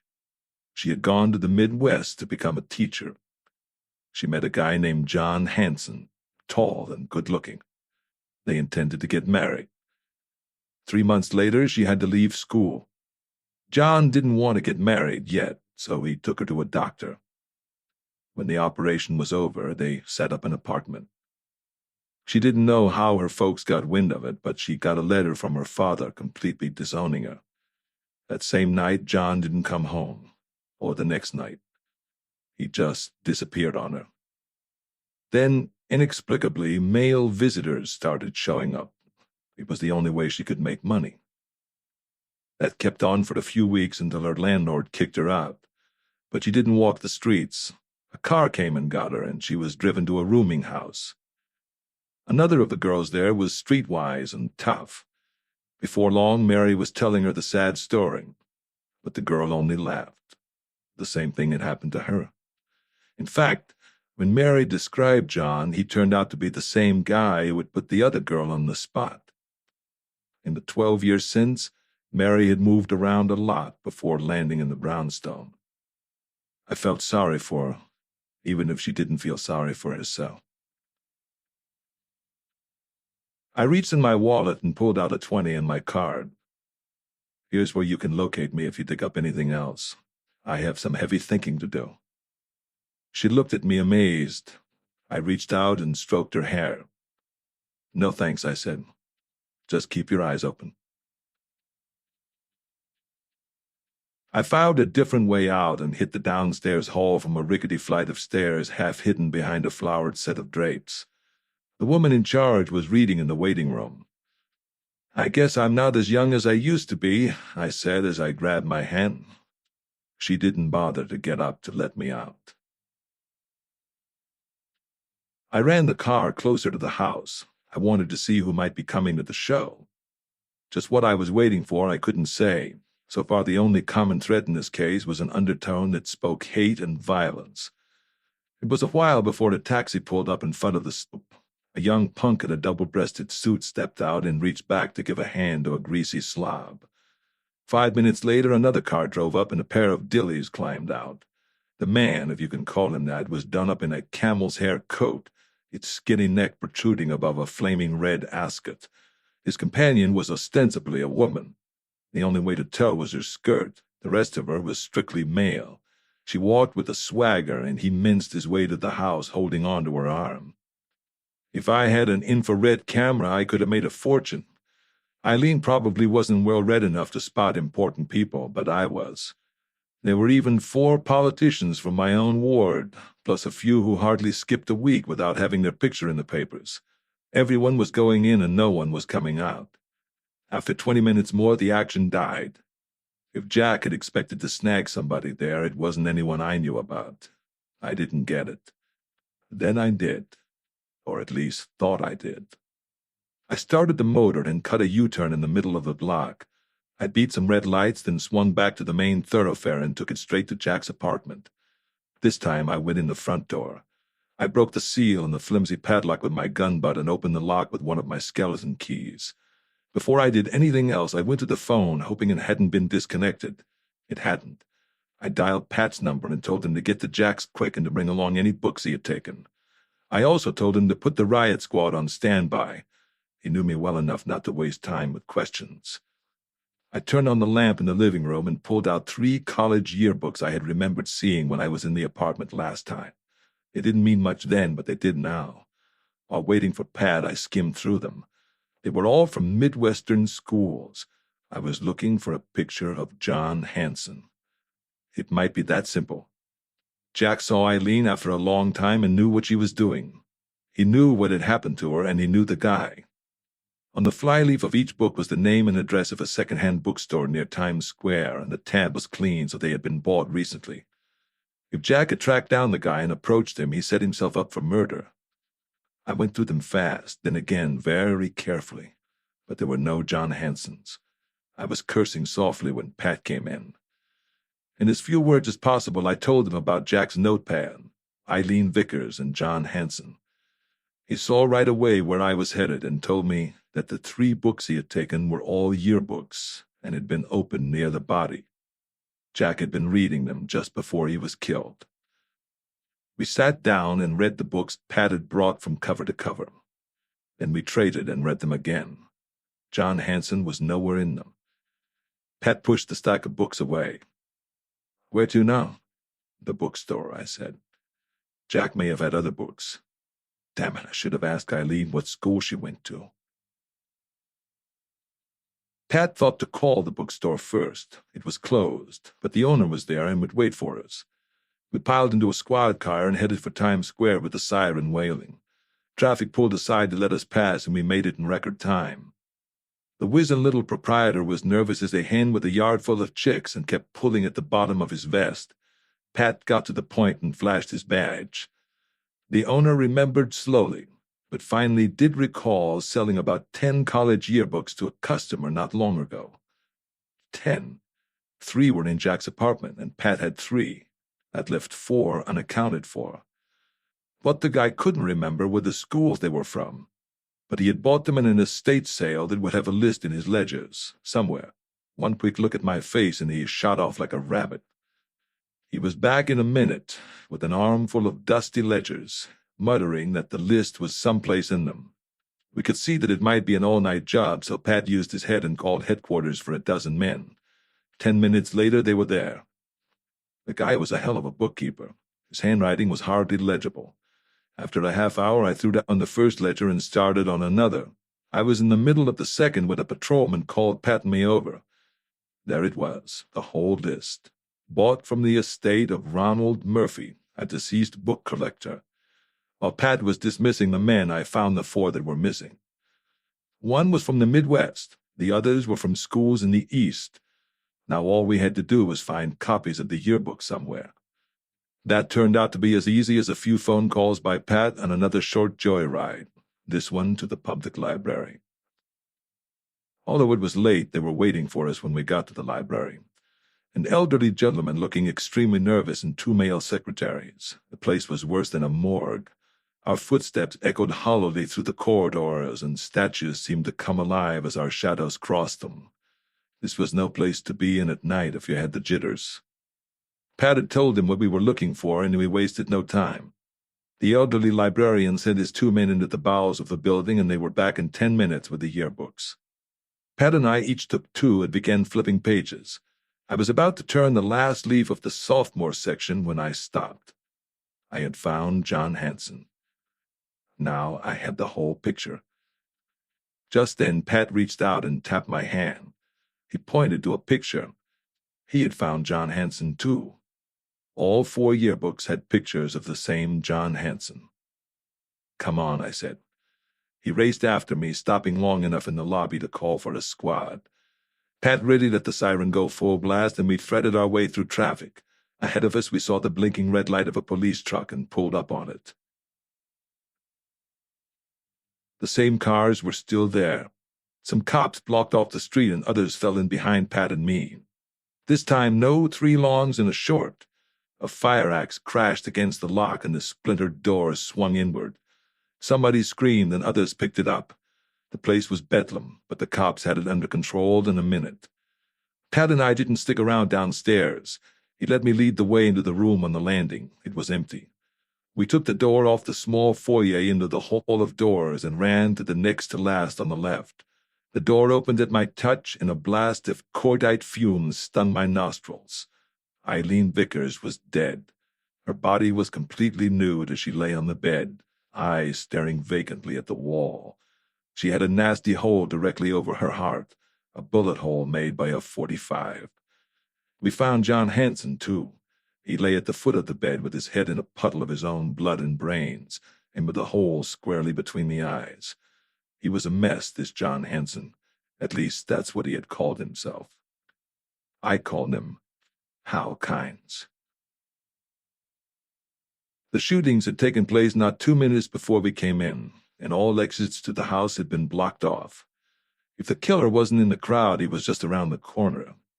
I found the back door in a hurry. It led into an undersized yard, completely surrounded by an 8-foot-high whitewashed fence. I looked for footprints, but the grass hadn't been trampled in a week. If anybody had gone over that fence, he certainly would have left some sort of mark. There was none. The cellar opened into the yard, but the door was padlocked from the outside. The killer never took the back way. I jumped the steps into the small kitchen and went through the hall into the showroom. The cops had the audience in cushioned movie-type seats, and the girls herded into a compact group on the stage. Pat came at me from across the room. "Nothing," I said. "He didn't go that way. The killer must still be in here." We went along the rows of seats, looking over the faces that didn't want to be seen. I was expecting to find George Kalecki, but he either got out in time or was never there. The madam was missing, too. The homicide boys arrived, and we went to Eileen's room. They found what I thought they'd find: nothing. When the pics were taken, Pat and I took a good look at what was left of Hal Kines. With a pencil, I traced a few faint lines along his jaw where a plastic surgeon had done some good work. I had difficulty keeping my voice under control as I spoke. Hal isn't any college kid. I caught that when I saw a photo of George and him with the background of a news story about the Moro Castle, but I never fitted it in. The bastard was a procurer. I told you George had his finger in rackets. I thought it was the numbers, but he turned out to be part of a syndicate that ran whorehouses. Hal did the snatch jobs, then turned them over to George. It wouldn't surprise me if Hal had been the big cheese.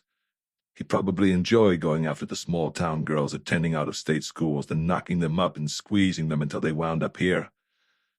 But this wrecks one theory. I had him slated for the first kill.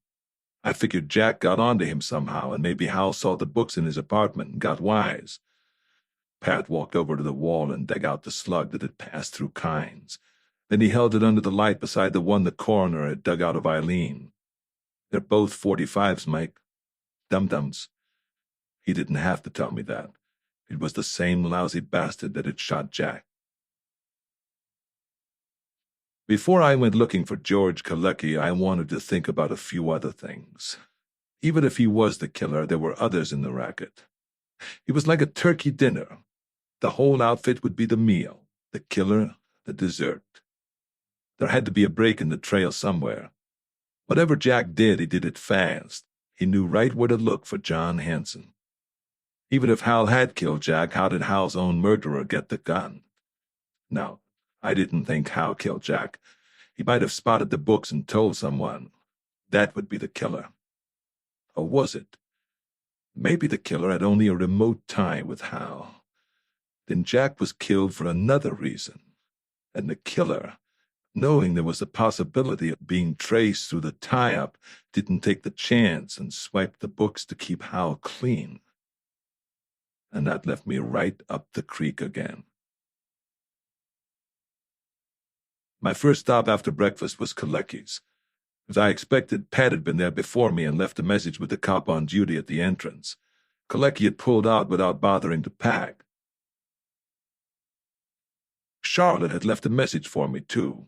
Her secretary told me that I could find her in Central Park near 68th Street.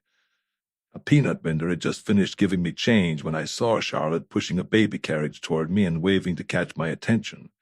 I hurried up to her. It made my mouth water to look at her. This time she had on a tight green suit, and her smile was brighter than the day. She held out her hand, and I took it. A firm grip, not at all like a woman's. Without letting go, I hooked her hand under my arm. We must have looked like happy newlyweds walking behind the carriage, but not too new. The baby was a friend who had had some business, and Charlotte was walking to meet her now.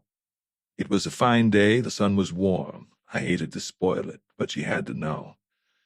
Have you seen the morning paper, kitten? Hal Kines is dead. She looked at me, stunned. I took a tabloid from my back pocket and showed her the headlines. Then I gave her my account of the night before without omitting a detail. Charlotte listened carefully without once asking a question. I had to stop near the inn. Her friend Betty was waiting on a bench ahead of us. After an introduction and a short chat, Betty walked off with the baby. We went in the other direction, following the stone wall to 67th. I don't think we had gone more than 10 feet when a car pulled abreast of us. There was no time to think. I saw the ugly snot of the gun sticking out of the window and landed in a heap on Charlotte. The bullet smashed against the wall waist-high, throwing rock splinters in our faces. Kalecki didn't have time for a second shot. He threw the car into gear and tore down Fifth Avenue. If it had worked, it would have been perfect. In noisy New York, no one else had noticed the shot, and no other cars were around to give chase. I picked up Charlotte and dusted her off. Her face was white and shaken, but her voice was steady enough.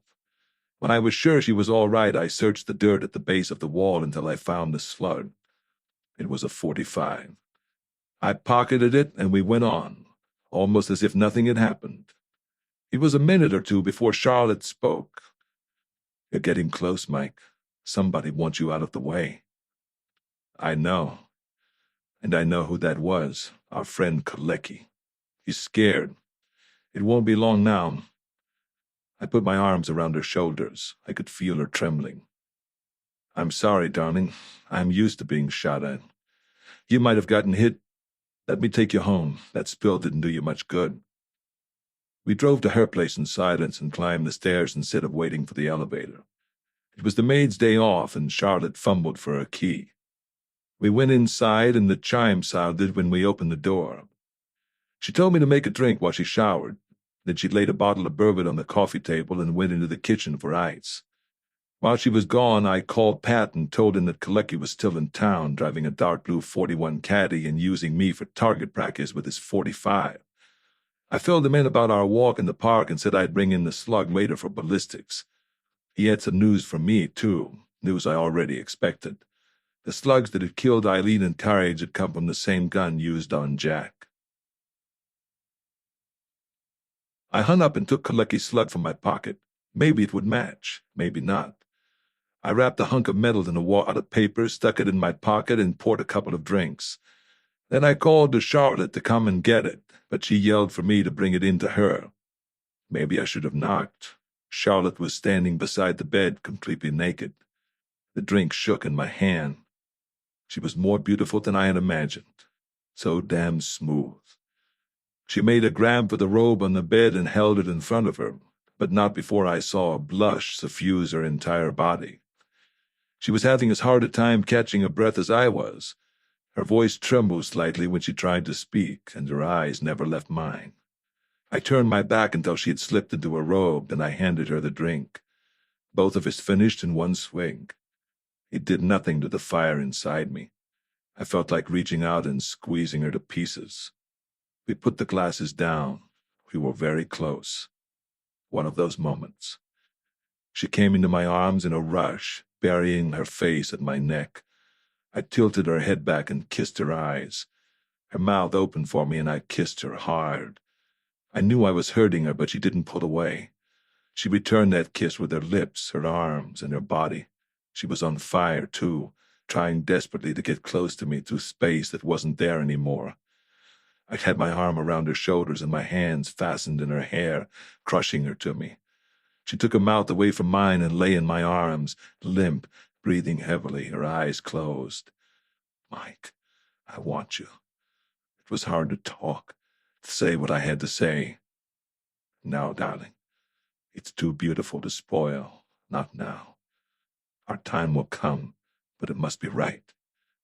I put my arm under her and carried her out of the room. If I had stayed in that bedroom any longer, I couldn't have held on to my sanity. I kissed her again as she lay in my arms and put her down outside the bathroom door and mussed her hair. Go take your shower. She smiled at me through sleepy eyes and closed the door behind her. I picked up the glasses and for a brief second eyed the bed. Maybe I was a damn fool. I don't know. I went into the living room, made another drink, and stretched out on the sofa. Klei must have tailed me, and I never got wise. He picked the time and place nicely.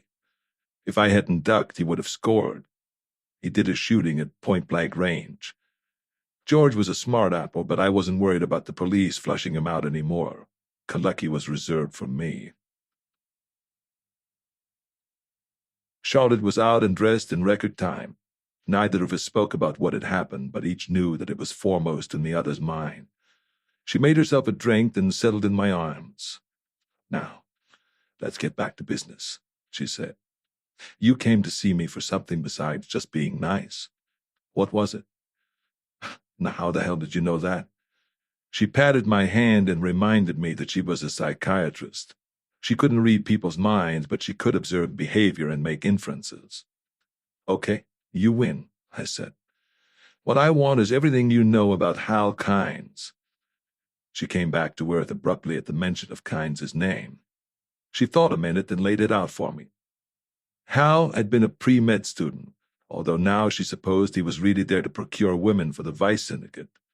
Charlotte gave a lecture at his school and chose several students to study her clinical methods. Kines was one of them. He was an excellent worker, knew what he was doing every minute. He was far in advance of the others. While he was in the city, he lived in an apartment hotel 3 blocks from her office. When he returned to school, he lived in a dorm and would visit the clinic on weekends and stay with Klei. He seemed so wrapped up in his work that he never spoke about outside matters. And one day he got in a scrape and Jack helped him out. I nodded. I knew all about that from Hal himself. Then Charlotte added another thought. Did it ever occur to you that Hal might have been here to kill Jack? That idea wasn't new to me. I'd been playing with it all day, but it didn't play well. Kines was dead, and so was Eileen. The killer got them both. We drove to Charlotte's office, slowly so that we'd have as much time together as possible. We made small talk, mentioning neither the case nor our episode in her apartment. When we reached Park Avenue and turned off to stop, Charlotte leaned over and kissed me. As she walked away, I watched the flashing sleekness of her legs disappear around the corner. She was a wonderful woman, and all mine. I was stopped for a red light 2 blocks away when I heard my name yelled from across the street. Then a brown-suited figure danced between cars over to my jalopy. I opened the door and Bobo got in. He was glad to see me. He was working up here. No place special, just a lot of places. Right now he had to deliver a letter around Canal Street. The light turned and I swung onto Broadway and turned left. Bobo waved to the girls on the street. I knew how he felt. "Hear anything more about Kalecki?" I asked. He shook his head. "Nah, something's happened to him. I saw one of the guys today and he ain't working for him no more." I'd like to hear that, but Bobo could give me no more news from Big Sam's place. As we crossed 14th Street, I turned the topic to bees, and that reminded him of our last talk. He turned to me half indignantly and said he had gotten his queen bee, but a queen didn't need a king bee. It said so in the book. I laughed and led Bobo out on the corner of Canal. He gave me a breezy "so long" and took off down the street at a half-trot. He was a good kid, a nice, harmless character. The ballistics room was empty save for Pat and me. He mounted Kalecki's slug inside a complicated slide gadget and I turned out the lights. There was a screen in front of us and on it was focused an image of 2 bullets. One was from the killer's gun, the other was the slug Kalecki had fired at me. Pat turned Kalecki's bullet around on its mount, trying to find markings that would match those on the other. He thought he did once, but when he projected the images atop each other, the differences leaped out at us. If Kalecki had shot any of the victims, he had used another gun. I gave Pat the full details of the park shooting and my views on the Kines kill. He didn't say much. Pat was one of those cops that stores things and lets them simmer until they come to the surface by themselves. When I finished, Pat stretched and said, "You've been a great help, Mike. Now tell me one thing. You gave me facts. This time give me an opinion. Who do you think did it?" "If I knew or thought I knew, you'd have a justified homicide on your hands. I'm beginning to think it was someone outside those we know. Maybe Kalecki did it. He had reason to. Or maybe it's the guy behind him in the vice business. Or it could be the numbers racket George worked in. Jack could have found out about that, too. Maybe it was a revenge kill. Hal fouled up enough women in his life. Suppose one of them caught up with him and killed Jack to keep him from arresting Hal. Hate can go that deep. Then she killed Hal and Eileen to keep her from spouting off. Maybe it wasn't a girl like that. Could be the brother or father of one, or a boyfriend. There are a lot of angles." Pat nodded and stood up. "I want you to come upstairs with me, Mike. We have a friend of yours there." Friend Hal. She was the madam that ran out the night Hal and Eileen were killed. Her eyes were vacant from long hours of questioning. She held her arms across her ample breasts defiantly, though I could see she was near the breaking point. I snapped a question at her. "How did you get out of that house when it was raided?" She recognized me and sneered. Pat saw right away what I was driving at. He drew up a chair in front of her and sat backwards on it. He spoke calmly and coldly. "If you refuse to tell us, you're liable to find yourself facing a charge of murder. We can make it stick. The killer left the same way you did. That makes you an accessory, and you might as well have pulled the trigger." This time she was scared. Gone was all the composure she had the first time we met. She didn't look respectable anymore. Her hair was scraggly and her white, porous skin showed through in the light. She bared her teeth and swallowed. I was alone. I was at the door when the police came up. I knew what it was and ran for the hidden exit under the stairs. A button that works the panel is built into the woodwork. But I was alone. Honest I was. I put it together fast. She was too scared to lie now. The killer had a little luck. We broke in about 2 minutes after the shooting. The rooms are soundproofed, so no one heard the shots.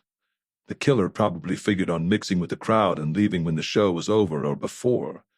He was coming down the stairs and heard us. When the madam made a run for it, he ducked back so the old hag wouldn't see him, saw how the button worked, and followed her through the secret panel. He just had time to get away before the policemen took their places. I proved to be right. We went back to the house and found the panel. Steps led to the basement, and a door led into the basement of the house next door. When it closed, it looked like a part of the wall. The rest was easy. Out the basement door to an open yard that led to the street. It would have taken about a minute. The afternoon was running into evening, and we decided to call it a day. I drove home to clean up. So far, I had investigated a lot of angles. Now I had one more to go. I wanted to find out about that strawberry birthmark on a certain twin's hip. It was nearly 9 when I rang at the Bellamy apartment. I didn't know which one answered, so I asked. This time I had gotten Esther. She was the replica of her sister. If there was a difference, I couldn't see it. She greeted me cordially enough. She was wearing a simple dinner dress that cunningly revealed the lovely lines of her body. Like Mary, she had a tan and the appearance of having led an athletic life. Her hair was different. Esther had hers rolled in a fashionable upsweep. I took a seat on the divan as I had before. Esther went to a cabinet and came back with a bottle of scotch and 2 glasses.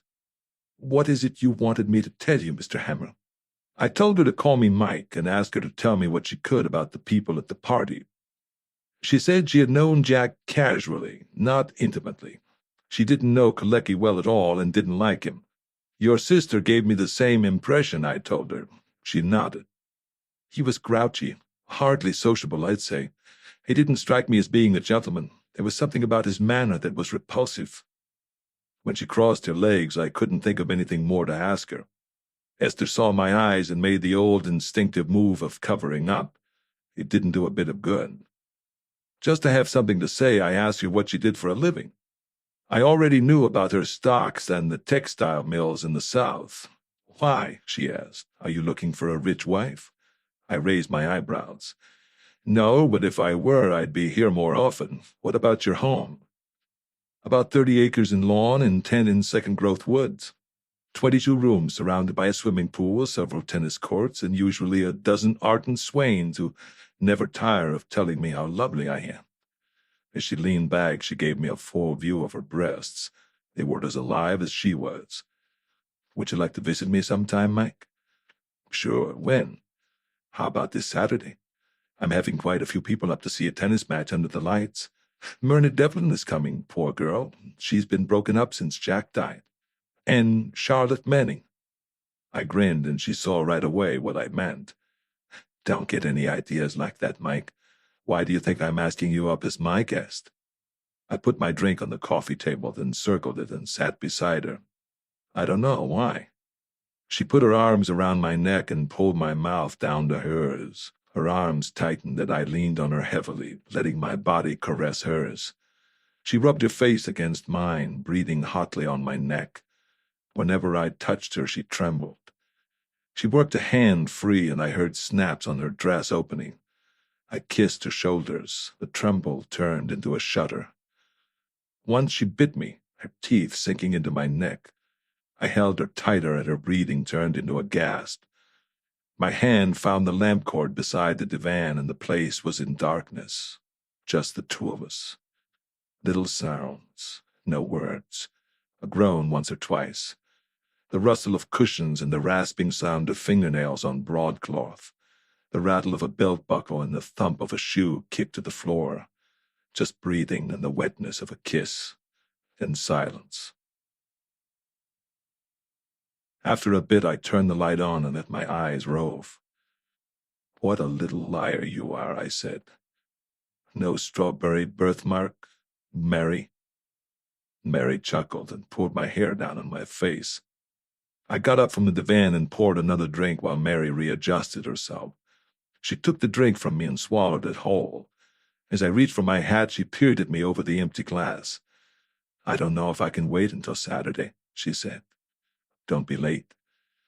Now it was my turn to chuckle, but I waited until I had closed the door behind me. I sat up late that night with a case of beer. We were coming around the turn into the home stretch now. I parked in the overstuffed rocker by the open window and thought the thing out. 3 murders so far. The killer still on the loose. There wasn't a single person at Jack's party that didn't have the opportunity to kill him. But motive was another thing. Who had it? Myrna? I'd say no. Purely sentimental reasons. Charlotte? Hell no. More sentimental reasons. Besides, her profession didn't go with crime. She was a doctor, only a casual friend of Jack's through Myrna's sickness. No motive there. The twins, how about them? One a nymphomaniac, the other I never studied. Plenty of money, no troubles that I knew about. Where did they fit? Did Esther have a motive? I had to find out more about her and her strawberry mark. Could Mary have made a play for Jack, been rebuffed and taken it out in murder? If so, why take the yearbooks? Hal Kines? Dead. Eileen Vickers? Dead. Could Hal have killed Jack, then killed Eileen, and been in turn killed with his own gun? Except there was no sign of a struggle. What was the secret to all this? Was there an outsider? I finished my 5th bottle of beer and set the empty down at my feet. It looked as if the next step would be to find Klei, if Hal were alive. I cut my thoughts short and slapped my leg. Damn, how could I be so simple? Hal hadn't operated out of the city. He had been going to school upstate. If he had any record of his operations, it would be there. And it might be exactly what I needed. Ordinarily, it took 3 good hours to drive from the city to Hal's college, but I didn't intend to take that long. Twice the highway patrol came out of a cutoff after me, but they couldn't stay with my overpowered load for long. The signs told me when to turn, and the college was easy to find. It sat on a hill a mile north of Parksdale. Here and there some lights were lit, probably in corridors. I swung into a gravel drive and rolled up to an impressive-looking 2-story house squatting back 100 feet on the campus. A yellow and black sign read, Russell Hillbar, Dean of Men. The house was completely blacked out, but that didn't stop me. I leaned on the bell until lights blazed and I could hear footsteps hurrying to the door.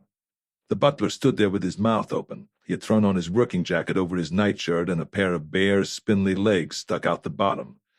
Instead of waiting to be admitted and announced, I pushed in and nearly knocked over the tall, distinguished guy in a maroon dressing gown. I flashed my badge. My camera, investigator from New York. You had a student here named Hal Kines. I want to see his room. The distinguished guy pulled himself up taller. I am Russell Hillbar, and I'm afraid that's impossible. Our county police are quite capable of handling— I didn't let him go any further. I pounded on his chest with a stiffened forefinger. There may be a murderer loose on this campus right now, and if he isn't a murderer yet, he's liable to be one if you don't use your knob and tell me where I can find the room. And if you don't, I'll smack you so hard you'll spill your insides all over the joint. Hillbar backed up and grabbed the edge of a chair for support. His face had gone pasty, and he looked ready to faint. I never thought— Mr. Kines' room is 107, lower floor, east wing, but the county police have closed it pending further investigation, and I have no key. To hell with the county police. I'll get in. Turn off these lights and don't move out of the house, and stay away from the phone. Outside, I picked a large rectangular building to be the dorm, and I wasn't wrong. I prayed silently that my hunch was right and that I wasn't too late. As much as possible, I stayed in the shadows, working my way behind the bushes set against the wall. The window was shoulder high and down all the way. I put my ear close to the pane but couldn't detect any sound inside. I took the chance. My fingers went under the sash and I pushed it up. It slid without a creak. I jumped and pulled myself into the room, but I couldn't judge the drop to the floor in the darkness. I slipped off the sill and landed on my face. That fall saved my life. 2 shots blasted from the corner of the room and smashed into the windowsill behind me. For a brief moment, the room was lit with the weird red glow of the gun flash. My hand darted under my coat for my rod. Our shots came almost together. I let 3 go as fast as my finger could pull the trigger. Something tugged at my jacket, and I felt my ribs burn. There was another shot from across the room, but it wasn't aimed at me. It went off into the floor, and the guy that fired it followed it down. This time I didn't take a chance. I jumped the gap between us and landed on a body. I kicked for his gun and heard it skid across the floor. Only then did I switch on the lights. George Klei was dead. All 3 shots had caught him in the chest around the heart. But he had had time to do what he had come for. In one corner, still warm, was a pile of ashes and a green metal box. The next second there was a furious pounding on the door and voices raising Cain. I ignored them until I heard the dean blowing like a sick horse. "What happened?" he asked as I let him in. "I just shot a guy. Call the cops and be sure the kids stay out of here." He took off like a herd of turtles, and I was left alone to do what I had to do before a lot of hayseed cops took over. I let George lay where he had fallen, taking time only to notice the gun. It was a .45, same as mine, and the one he had in his room when I searched it. The green box was next. I sifted the ashes carefully, trying to tell what they had been. The blackened cover of the notepad lay on the bottom, but it dissolved into dust at my touch. These ashes had been one or more books. I would have given $1 million to know what was in them. I wondered how he had concealed the fire. From outside, it would have lit up the room as much as an overhead light. I found out in a moment. A throw rug lay on the floor. When I turned it over, the underside was blackened. Stuck to the mesh of the weave was a half-page of the paper. It would have gone well in court. George was named as the triggerman in a murder, and apparently there was proof in a safe deposit box in an uptown bank. The paper even gave the box number and code word. The key was in trust with a bank officer. So George was a murderer. I tucked the charred bit into a small envelope I carried for things like this, addressed it to myself, and put a stamp on it. This time I used the door and nearly bowled over a half a dozen kids clustered outside. When I shooed them away, I looked around for a postbox and found one at the end of the corridor. I dropped the envelope in and went back to wait for the cops. It was coming out now. I had thought Klei was the big wheel, but now I could see that he was only a small part of it. Kines had been the big shot. His methods were as subtle as those he used in obtaining women.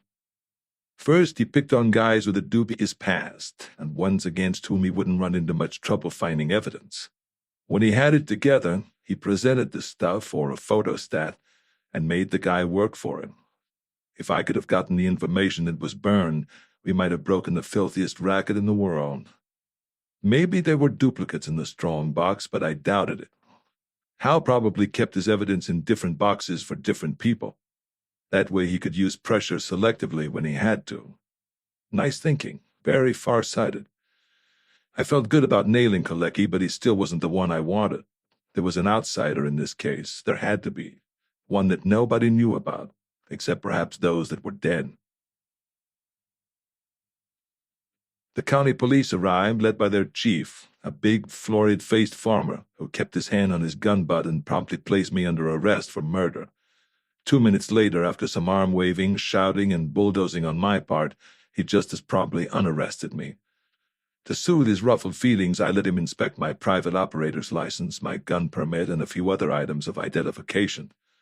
I also let him listen to me put in a call to Pat, who threatened him with calling the governor unless he cooperated with me. Going back in the dawn, I took it easier. I didn't feel like going home, so I called Charlotte. She was up and dressed for an early appointment, but said she'd wait for me. She wanted to hear about my upstate adventure. When I arrived, Charlotte was at the door, while Kathy was busy in the kitchen. She took my coat, and I hid it for the sofa. I relaxed with a sigh, and she bent down and kissed me. I hardly had enough energy to kiss her back. I told her the whole story. She was a good listener. When I had finished, she stroked my forehead and face. "Is there anything I can do to help?" "Yeah. Tell me what makes a nymphomaniac." She knew right away what I meant and abruptly pulled her hand away from my head. "Business, darling," I assured her. "Just business." I wondered when I'd have to stop using that line. Charlotte laughed, and the psychiatrist took over. Nymphomania, she told me, could either develop gradually through environment or be born into a person. Women repressed in childhood often go hog wild when they reach adulthood and are freed of senseless restrictions. I asked if the ones with emotional difficulty could go bad. She didn't think so, not at least because of the nymphomania.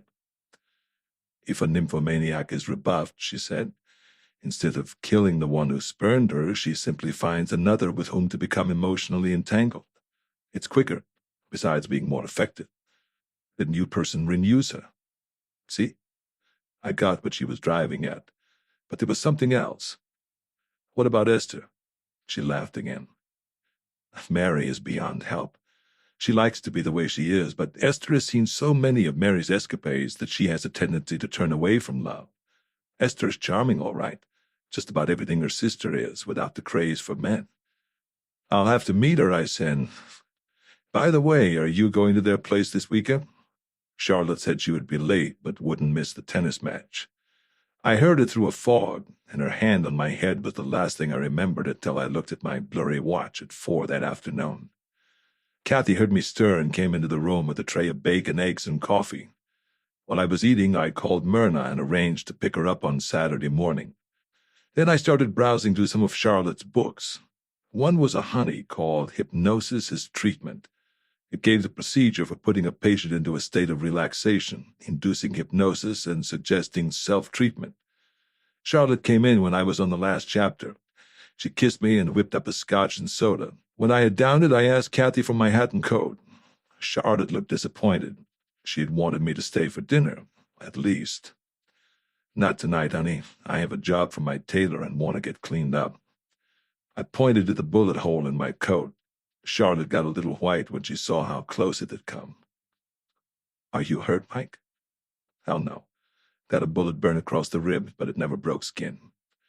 I showed her the burn and was tucking in my shirt when the phone rang and she picked it up. She frowned once or twice and said she would look into it.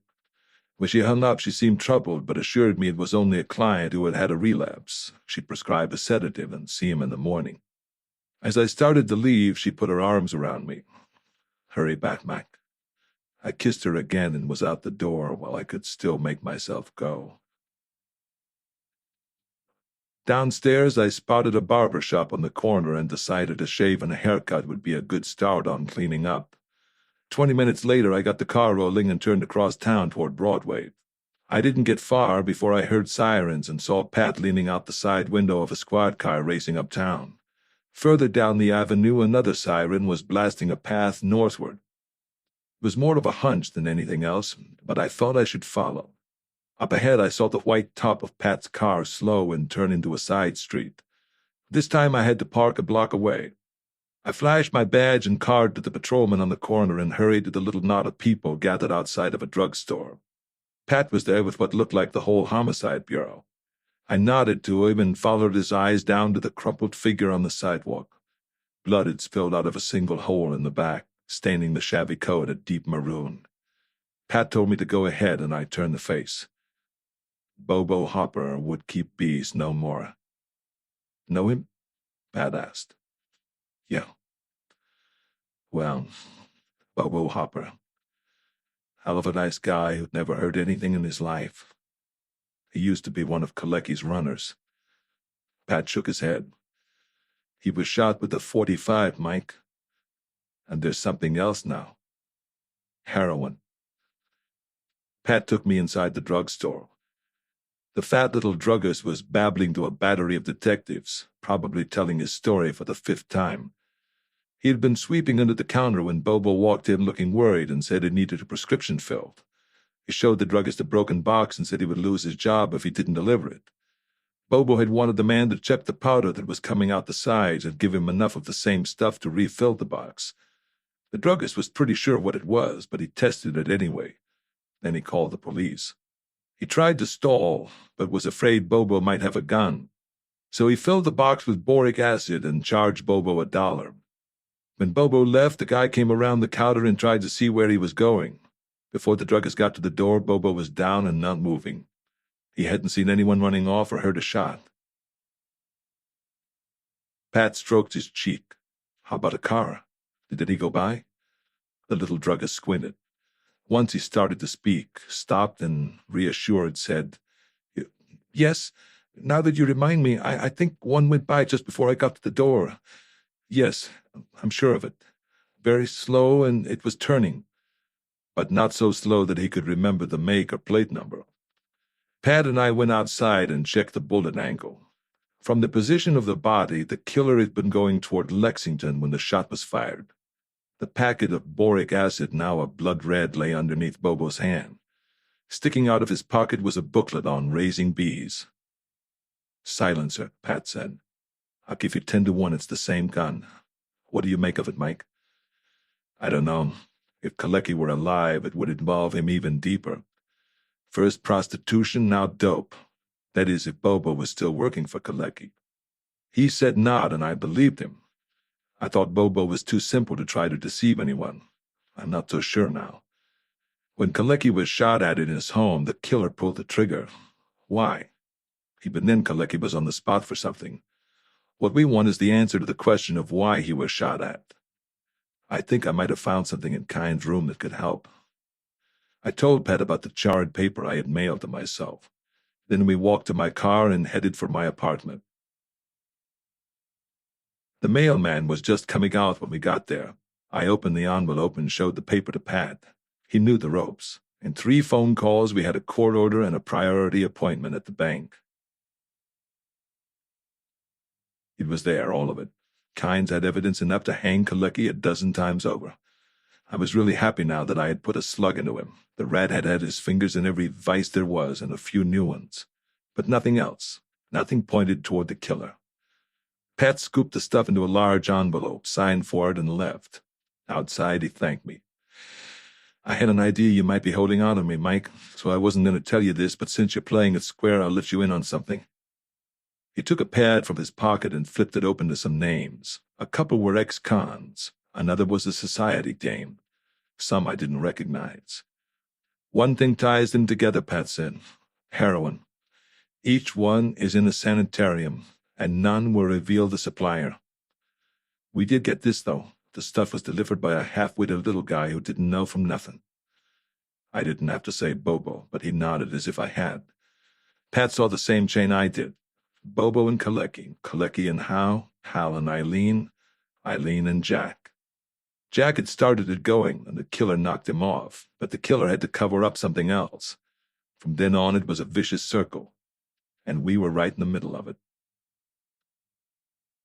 Pat grabbed a cab back to his office, and I went up to my apartment. When I took off my pants, I felt for my wallet. It was gone. That was nice.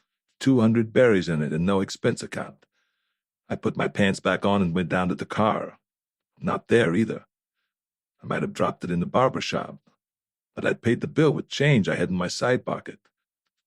I climbed back in the car and headed to Charlotte's apartment. I rang the doorbell twice, but no one answered. Someone was inside, though. I could hear a voice singing Swanee River. I pounded on the door, and Kathy opened it up. "What's the matter, Kathy? Doesn't the bell ring anymore?" She looked puzzled. "That's funny. I think it does." She let me in and closed the door. Charlotte came running out to meet me. She even looked beautiful in a stained smock and a pair of rubber gloves. "Going to stay now?" "No, but I came to get my wallet." I walked over to the sofa and ran my hand behind the cushions. The wallet had slipped out of my pocket while I was asleep and stuck there. "Now I suppose you're going to accuse me of stealing your money." I kissed the top of her blonde head and fingered her smock. "What are you doing in this outfit?" "Developing pictures. Want to see them?" She led me to her dark room and turned on the red lights. She reached in the developer and lifted out a pic of a guy sitting in a chair, hands glued to the metal arms, and a strained expression on his face. She told me that he was a clinical patient. As a matter of fact, one that Kines had gotten released from a city hospital to undergo treatment at their clinic. She explained that he was in a state of hypnosis. In this case, the self-suggestion therapy had worked. As she talked in the red darkness, our hands touched until finally she grabbed me and hung on. I kissed her so hard I hurt my mouth. It was a wonder she could breathe. We walked to the door, arm in arm. "What about tonight, Mike? Where will we go?" "I don't know. To the movies, maybe." I opened the door. When I did, I pointed to the charm behind it. "How come it doesn't work anymore?" Charlotte poked into the carpet with her toe. "Kathy's been using the vacuum in here again. She always knocks out the plug." I bent down and stuck it back in the socket. "See you at 8, kitten," I said as I left. She waited until I was nearly out of sight down the stairs, then blew me a kiss and shut the door. The phone was ringing when I opened my apartment door. It was Pat with a ballistics report on the bullet that had killed Bobo. It matched the slugs that had gotten Jack, Kines, and Eileen, and the one that had just missed Kalecki. After I ate and showered, I met Charlotte in front of her apartment house. We saw a couple of bad movies I couldn't keep my mind on, then had a sandwich and headed back to her apartment. Kathy was sleeping, so we tiptoed in. Charlotte put her hand over the chime to stop its reverberations, but even then we heard the maid stop snoring for a couple of beats. Charlotte took off her coat. Want a drink? No, just you. The next second she was in my arms, kissing me. I felt her breast pulsating against my chest. Tell me, Mike. I love you, I told her. She kissed me again, but I pushed her away and picked up my hat. Enough, darling, I'm only a man. One more kiss like that and I won't be able to wait until we're married. She smiled and threw herself at me for that kiss, but I held her off. And let's get married right away, she said. Tomorrow, tonight. I touched her cheek and shook my head. No, but very soon. I can't hold out much longer. She held the chime while I opened the door. I kissed her lightly and slipped out. I could see where I wouldn't get much sleep that night. When Velda heard about this, she'd throw the roof at me. I hated to tell her. My alarm went off at 6. I slapped the button and sat up and looked out the window. The sun was shining. A beautiful day. After the shower, I called Velda at home and told her where I'd be in case Pat called. She didn't speak for a moment. She was trying to figure out what I was up to. All right, she said finally. Just watch what you're doing. I threw her a quick so long and tried to forget how she was feeling. Velda just missed. If Charlotte hadn't come along, I might have tied up with Velda. I used to feel like I wanted to, but never had time. What the hell, that's life. Myrna was dressed and ready when I arrived to take her to the Bellamy's. She didn't look good. There were still dark spots under her eyes, and her cheekbones were a little too prominent. She had bought a new dress, a nice flowered print, and under the light blue of her wool coat it made her face look lovely, unless you looked too close. I didn't want to mention Jack, so we talked about the day and anything trivial that came up. I knew she had seen the front-page headlines about me knocking off Klei, but she avoided the subject.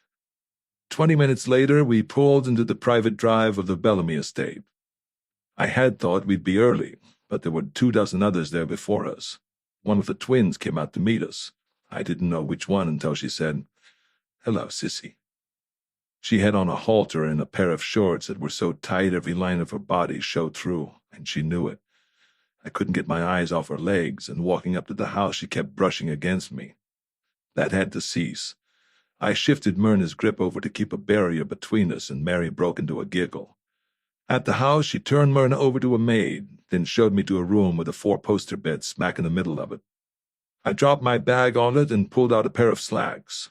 As I turned around, Mary flung herself at me and opened her mouth. Hell, I couldn't disappoint the hostess, so I kissed her. "Now scram," I said. "I want to change." Her mouth went into a pout. Her eyes were begging me to undress her. "Okay, sissy." She closed the door behind her, and I heard that deep-throated laugh. Mary met me downstairs. She was lounging against the porch railing, smoking a cigarette. I came out in slacks and a sweatshirt and started across the lawn toward the tennis courts, with Mary hanging onto my arm. Before we quite reached them, another edition of hers stepped out of a group and waved to us. Esther was another to make your mouth drool. She recognized me and offered a firm handshake. Her manner was cool and reserved. I saw what Charlotte meant when she said Esther wasn't like her sister. But Esther had her admirers, too. We were introduced all around to a lot of people whose names I forgot as soon as I met them, and Mary carted me off to a vacant court. Tennis wasn't my line, she found out. After 10 hectic minutes, I had blasted all the balls over the fence. We laid our rackets down, and Mary sat on a bench beside me with her brown legs stuck out in front of her while I tried to cool off. "Why are we wasting time out here, Your room is so much nicer." "You rush things, Mary. Why aren't you more like your sister?" She gave me a short laugh. "Maybe I am. Esther's no virgin, I know. She keeps a diary." I'd bet Mary's was a lot thicker than Esther's, but right then I wanted a drink. The bar was beyond a set of French windows in a trophy room packed with evidence of the Bellamy sisters winning everything from golf to ski jumping. I guess Mary gave me up as hopeless for a while. She left me with a bartender who sat at the end of a 30-foot bar reading comic books and getting up only long enough to pour me a fresh drink every time I emptied my glass. The whole deal was getting very monotonous. I wished Charlotte would get here. Mary had sex. Charlotte had that, and a lot more. I found my room, changed back to my street clothes, patted old Junior under my arm, and lay down on the bed. Now I felt normal. The drinks did more to me than I thought. I didn't pass out, I simply fell asleep. The next thing I knew, someone was shaking me, and I looked up into the prettiest face in the world. Before my eyes were all the way open, Charlotte kissed me and mussed my hair. I pulled her down on the bed and kissed her. "What time is it?" I asked. 7:30, sleepyhead. I'd slept the whole day. Dinner was in a half hour. I saw Charlotte to the door, then washed my face and tried to smooth the wrinkles out of my coat. When I thought I was presentable enough, I went downstairs. The crowd was beginning to file in, and I found the place card with my name on it right next to Mary. Charlotte was sitting directly opposite, and I felt much better at that. The two of them ought to be fun unless Mary started playing kneesy under the table. Myrna was next to Charlotte. Through the appetizer, they spoke to each other earnestly, laughing occasionally over some private joke. All I heard was something about clothes. I glanced down the table. Only one face seemed fairly familiar, although I couldn't place it. He was a short, skinny guy dressed in a dark gray flannel. Then he happened to turn his face toward me for a moment, and I recognized him. He was one of the people I had seen going into the call house on the night of the raid. I nudged Mary, and she quit talking to the guy on the other side of her long enough to tell me that the squirt was Harmon Wilder, the Bellamy's attorney, the one who invested their money. Dinner was spent mostly fighting off Mary's suggestive comments and Charlotte's looks of fire. It ended when the two tennis pros who were playing that night stood up and toasted each other with glasses of milk. I managed to get through to Charlotte and took Myrna and her out to the courts together. A lot of cars were driving up, probably some neighbors invited just for the game. Floodlights had been turned on the sun-baked clay, and bleacher seats had been erected while I was asleep. There was a general scramble for seats, and we missed. Charlotte and Myrna spread a blanket on the grass along the border of the court, and we waited while the crowd got 6 deep behind us. I'd never seen a real tennis game, but these boys were pretty good. They worked up a terrific sweat and kept after the ball. Occasionally there would be a spectacular play, and the crowd would let out a cheer. On a high bench, the referee announced the score. Myrna kept pressing her hand to her head, and between sets she excused herself, saying she wanted an aspirin. She had some in her coat. No sooner had she left when Mary tapped Charlotte on the shoulder. "Can I borrow your man a few minutes? I want him to meet some people." Charlotte winked gaily at me and made believe she was pouting, but she knew she had me. From now on, Charlotte had nothing to worry about. Still, I felt like throttling Mary. Just sitting there had been nice. Mary and I wormed our way through the crowd and around to the other side. Then Mary started walking toward the woods. "Where are these people you wanted me to meet?" I asked. Her hand groped for mine in the darkness. "Don't be silly. I just want you to myself for a while." We were under a tree now, and it was pitch black. I could barely see the outline of her face. The moon had disappeared behind a cloud. I kept talking, trying to tell her that the other night was a mistake, but she didn't answer. I heard her breathing in the darkness, but that was all. When I had exhausted myself, she said, "Would you kiss me just once more if I promised to let you alone?" I breathed a little easier. "Sure, honey, just one more kiss." I stretched out my arms to hold her and touched molten lava. The devil had taken off all her clothes. I couldn't push her away, nor did I want to now. She clung to me like a shadow, squirming and pulling. The sound of the crowd cheering the game 100 yards away dimmed to nothingness, and all I could hear was the roaring in my ears. The game was almost over when we got back. I scrubbed the lipstick from my mouth and dusted off my clothes. And I skirted the crowd and tried to find Charlotte. She was where I had left her, only she had gotten tired of sitting. She and a tall youngster were splitting a Coke. It made me mad, although I knew I was a fine one to be pulling a jealousy stunt. I called to her and she came back to me. "Where have you been?" she asked. Fighting for my honor. Did you win or lose?" "I did all right. You've been here all the time?" "Yeah, just like a good little wife. I sit home while my husband is out with other women." The shout that ended the tennis game came simultaneously with the scream from the house. Then the scream took over. It rang out in the night again and again, then dwindled to a low moan. I dropped Charlotte's hand and ran for the house. The bartender was standing in the doorway as white as a sheet. He pointed up the stairs, and I took them two at a time. The first landing opened on the cloakroom. The maid was huddled on the floor, out like a light. Beyond her, Myrna, a bullet hole clean through her chest. She still had her hands clutched futilely against her breast as though to protect herself. I felt her pulse. She was dead. Downstairs, the crowd was pounding across the lawn. I shouted to the bartender to shut the doors, then grabbed the phone and got the gatekeeper. I told him to close the gates and not let anyone out, hung up and dashed downstairs. I picked out 3 men in overalls whom I took to be gardeners and told them to find any guns in the house and to keep anyone from leaving, even if I had to shoot. The crowd had gathered in front. I stepped outside and told them what had happened. I warned them not to try to leave and to get their alibis ready for the police. Charlotte came up to me, her face white. "Who was it, Mike?" "Myrna. The kid has nothing to worry about anymore, and I have the killer right under my nose someplace." I called the bartender over, who was still trembling like a leaf.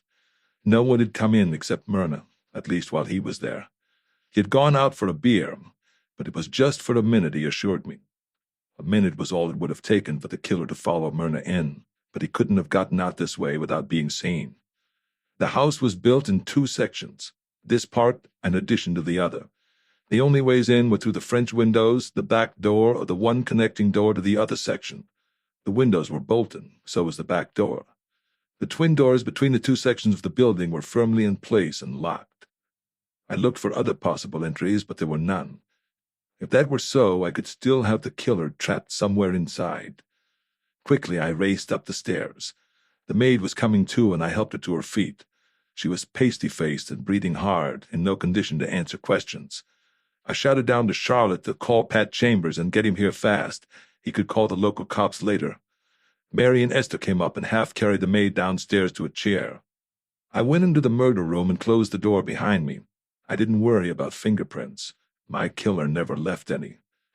Myrna had on her blue coat, though I couldn't see why. The night was far too warm. She lay in front of a full-length mirror, doubled up. I looked closely at the wound. Another .45, the killer's gun. I was on my knees looking for a bullet when I noticed the stuff on the rug, a white powder. Around it, the nap of the carpet had been ruffled as though someone had tried to scoop it up. I took an envelope from my pocket and put some of the grains in it. Myrna's hands were clinched together so tightly I had difficulty working my fingers under hers. She'd clawed at her coat trying to hold the wound, and fibers of wool were caught under her fingernails. She had died hard, but fast. I felt under the coat, and there in the folds of the cloth was the bullet from the killer's gun. All I had to do was find him. Why should he kill Myrna? She was as far out of the case as I was. What the hell kind of motive was it that ate into so many people? I shut the door softly behind me. Esther Bellamy had the maid in a chair at the foot of the stairs trying to comfort her. Mary was pouring herself a stiff whiskey, her hands trembling. Charlotte came in with a cold compress and held it against the maid's head. She told me that the maid would be able to talk, so I asked for her story. It was short. She had heard no shot and had gone upstairs to straighten the coats on the bed. She remembered seeing Myrna lying there and fainted when she realized that Myrna was dead. Between Charlotte and Esther, they half-dragged the maid to bed. My killer had to be somewhere around. He had to leave through the front door unless he went out an upstairs window. Everything else was locked tightly, and except for the minute the bartender was away from the door, someone was there. One by one, I tried the windows on the second floor. They were all locked. The murder room was the last I tried. And that's where the killer got out. The window slid up easily. The 15-foot drop to flagstones was enough to break a leg, but around the building and under the window a narrow ledge projected out about 8 inches. I lit a match and looked for heel marks. There were none. Even the 8 inches wasn't enough to walk along on bare-faced brick. I tried it and almost took a spill. It would take a real athlete, a part cat, to walk on that ledge. Inside, at the end of the hallway, a tall window overlooked the grounds. I broke the lock, opened it, and found what I thought might be there. A fire escape ladder built into the wall. Oh, how pretty if it could be done. The killer strikes, then out the window, along the ledge, and around to the fire escape. Now I had an acrobat on my hands. A half hour later, Pat and his staff walked in with the county police. How that guy could get around the red tape of city limitations was beyond me. I filled him in quickly as the coroner declared Myrna officially dead and estimated she had been that way for 2 hours. It had happened when I was out in the bushes with Mary Bellamy. Pat herded the guest into the main room and called roll from the guest list. 2 were missing. Harmon Wilder, the squirt at the dinner table, was one. His assistant, Charles Sherman, was the other. Pat nodded to a detective who moved to a phone. The manhunt was on. The questioning of the guests didn't yield anything. Everyone had an alibi. Even Wilder and Sherman were accounted for, and it was hard to see why they took a powder. When I stopped in front of Charlotte's place, it was well after midnight. She was disappointed when I wouldn't go up with her, but I had some thinking to do. I said I'd call her Monday or maybe sooner. I didn't know. She said she had a dinner date with the Bellamys on Monday and told me to make it sooner. Then she leaned over and gave me a long kiss that almost changed my mind. As I watched her disappear into the building, I wanted to follow. But too many had died. It had to stop, and it had to be now. Sunday was a flop. It opened with rain splattering against the windows and the alarm shattering my eardrums. Fortunately, the refrigerator was well stocked with beer. After a burned breakfast, I pulled out 2 quarts, got a glass from the cabinet, and slumped in my chair beside the murky window. Something was trying to get out. Way back in the recesses of my mind, a little detail was gnawing its way through, screaming to be heard. Not a hunch, a fact. Some small, trivial fact.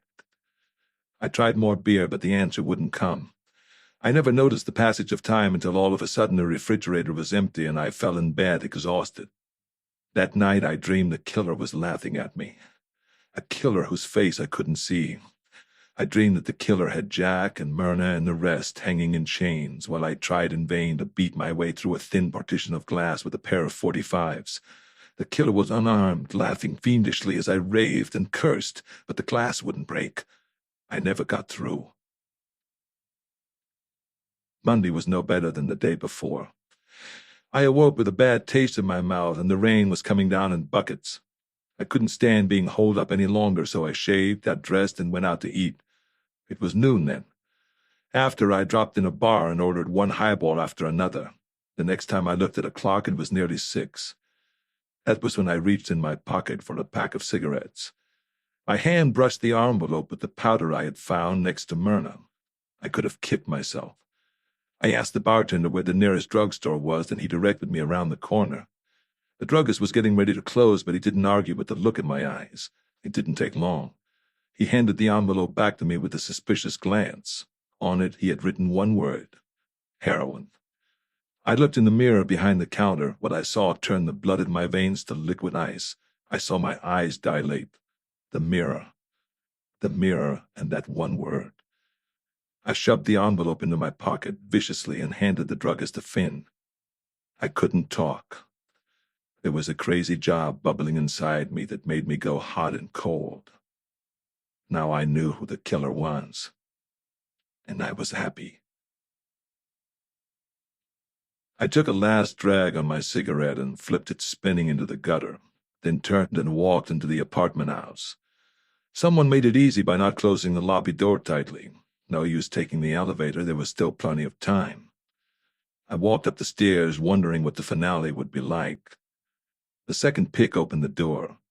Inside, the place was filled with that curious silence of an empty house. I didn't need lights. I knew the layout well enough. I sat in a heavy chair opposite the door. The leaves of a rubber plant on a table behind me brushed against my neck. I pushed them away and slid down into the lushness of the cushions, then pulled my .45 from its holster and snapped off the safety. I waited for the killer. Yes, Jack, this is it. The end. Took a long time, but I did it. All the symptoms were backwards, and I had the wrong ones figured until the slip came. They all make one slip. Remember what I promised you? I'd shoot the killer, Jack, right in the gut where you got it.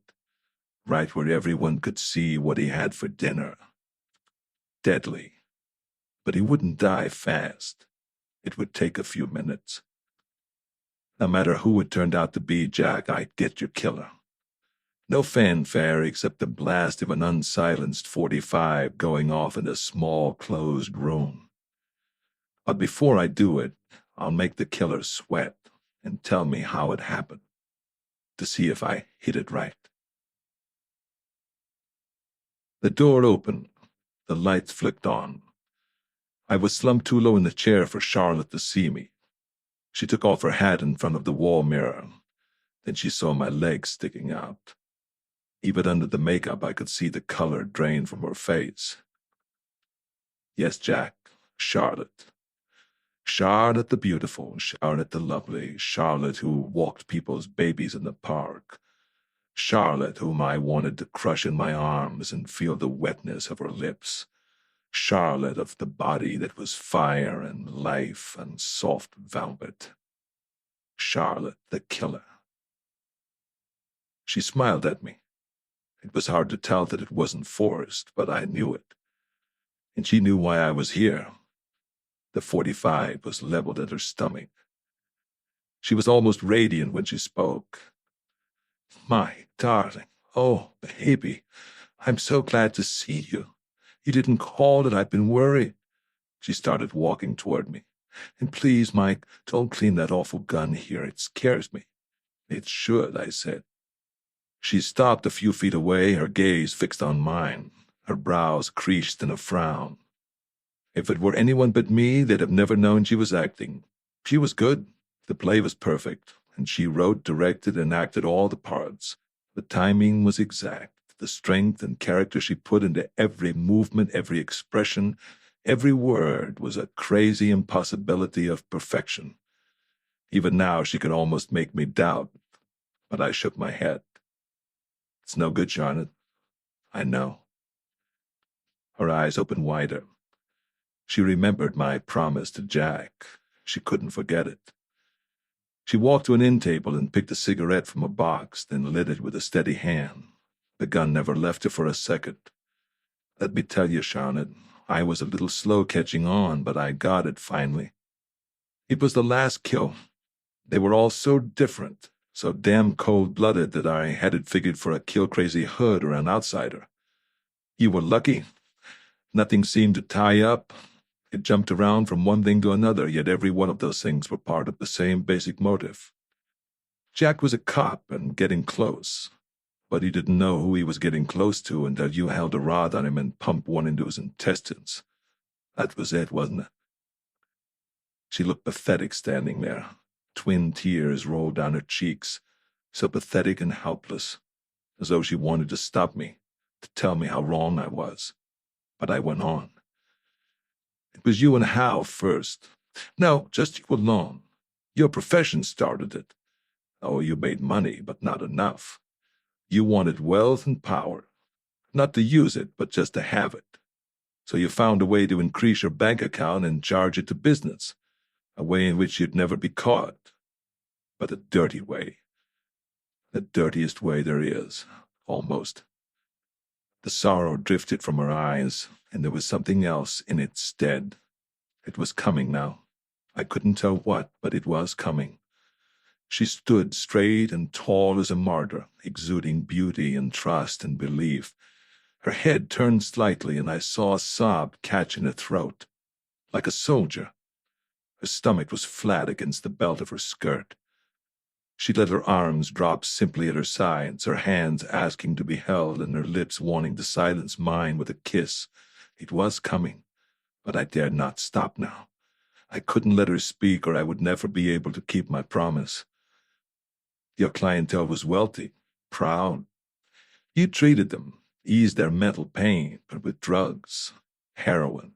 You prescribed it and they took your prescription to become addicts, and you were their only source for the stuff. Very neat. Through your clinic, you could get all you needed. I don't know how your delivery system worked, but that'll come later. Then you met Hal Kines, an innocent meeting. That's why I had trouble with the answer. It was all so casual. You never suspected his real activities, did you? Not until you used him as a subject for an experiment in hypnosis. He was a fool to do it, but he had no choice if he wanted to play his role. And while he was under, you inadvertently uncovered every dirty phase of his life. You thought you had him then. You told him what you had discovered and were going to fit him into your plans. But you were fooled. Hal had been around and was as big a schemer as you. He had already caught wise and was going to hold it over your head. Remember the book on your shelf, Hypnosis as Treatment? It was well thumbed, but I didn't catch on until today. She was standing in front of me now. I felt a hot glow as I saw what she was about to do. Her hands came up along her sides, pressing her clothes tightly against her skin, then slowly ran under her breasts. Her fingers fumbled with the buttons of the blouse, but not for long. They came open, one by one.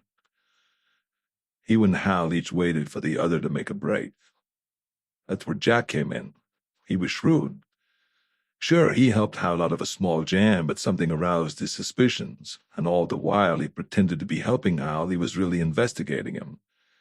Jack found out what Hal was up to, and when by accident he met Eileen, she confirmed it.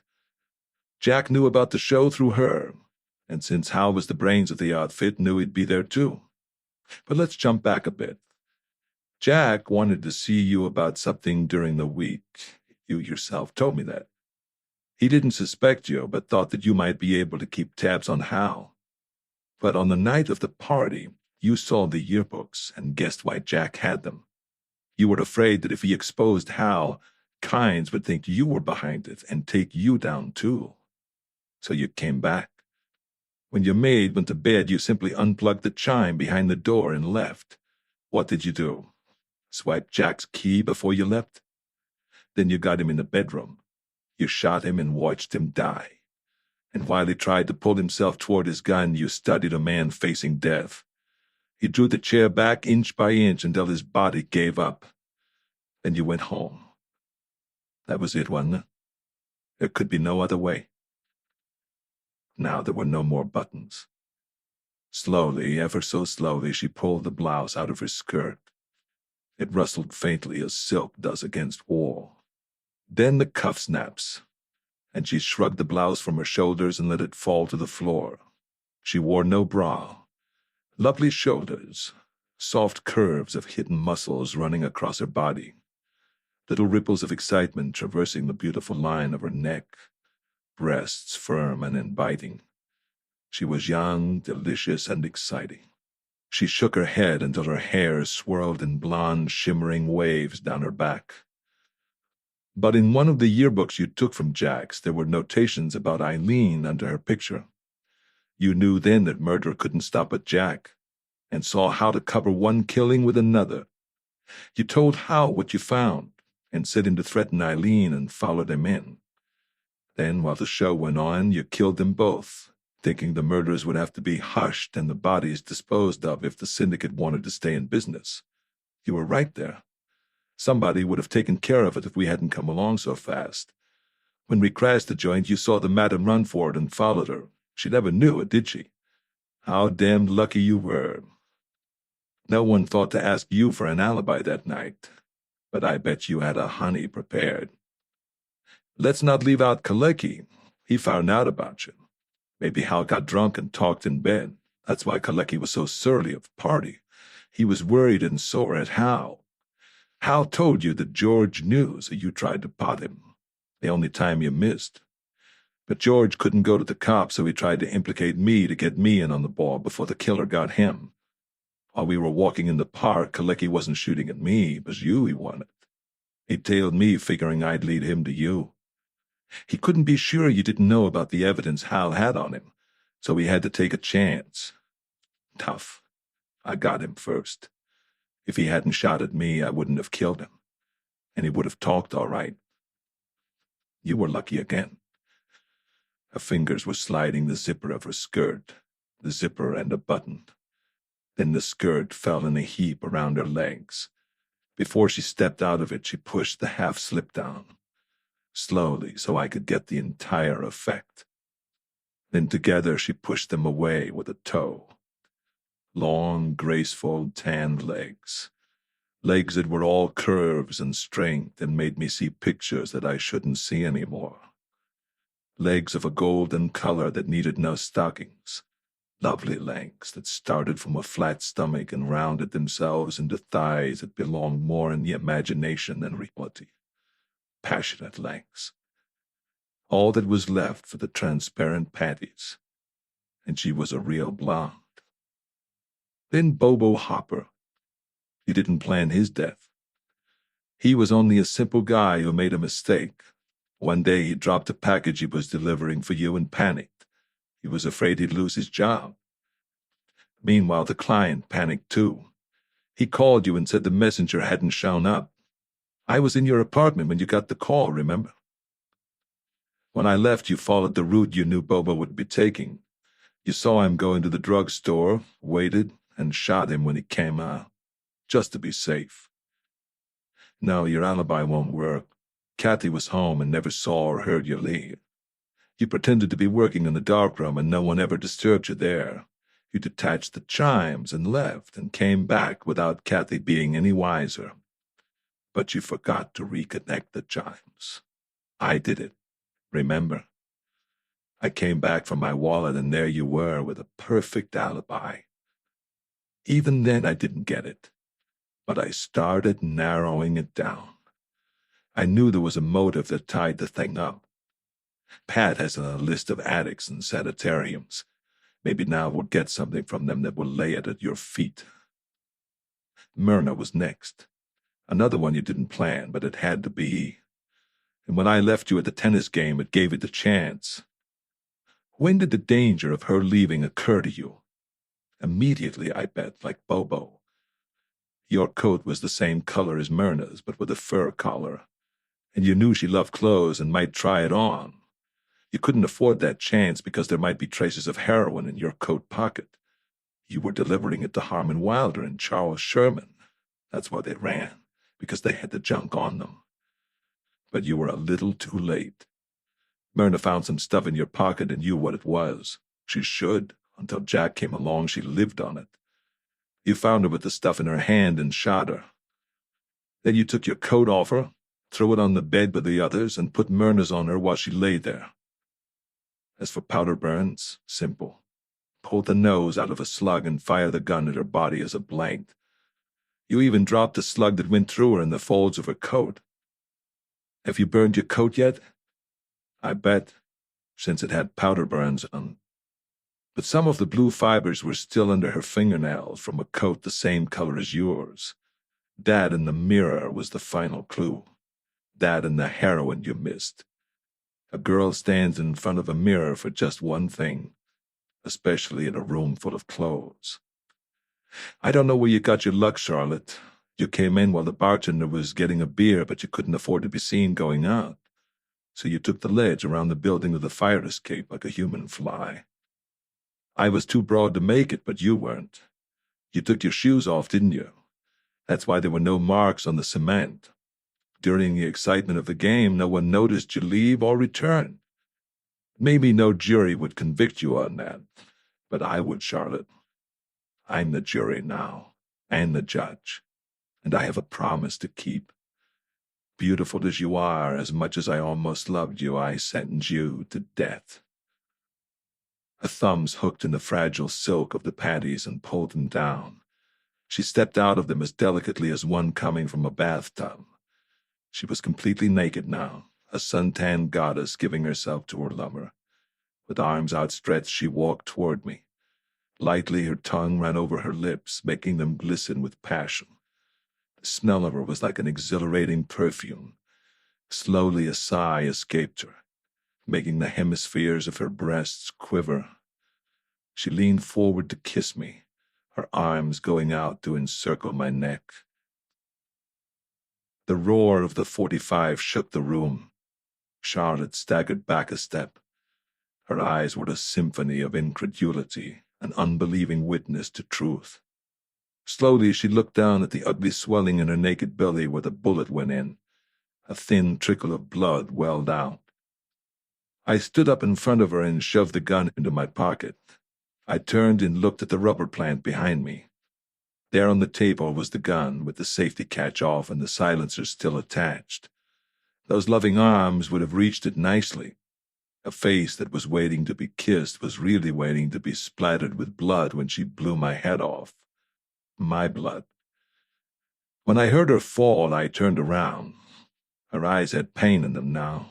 Pain and disbelief. How could you?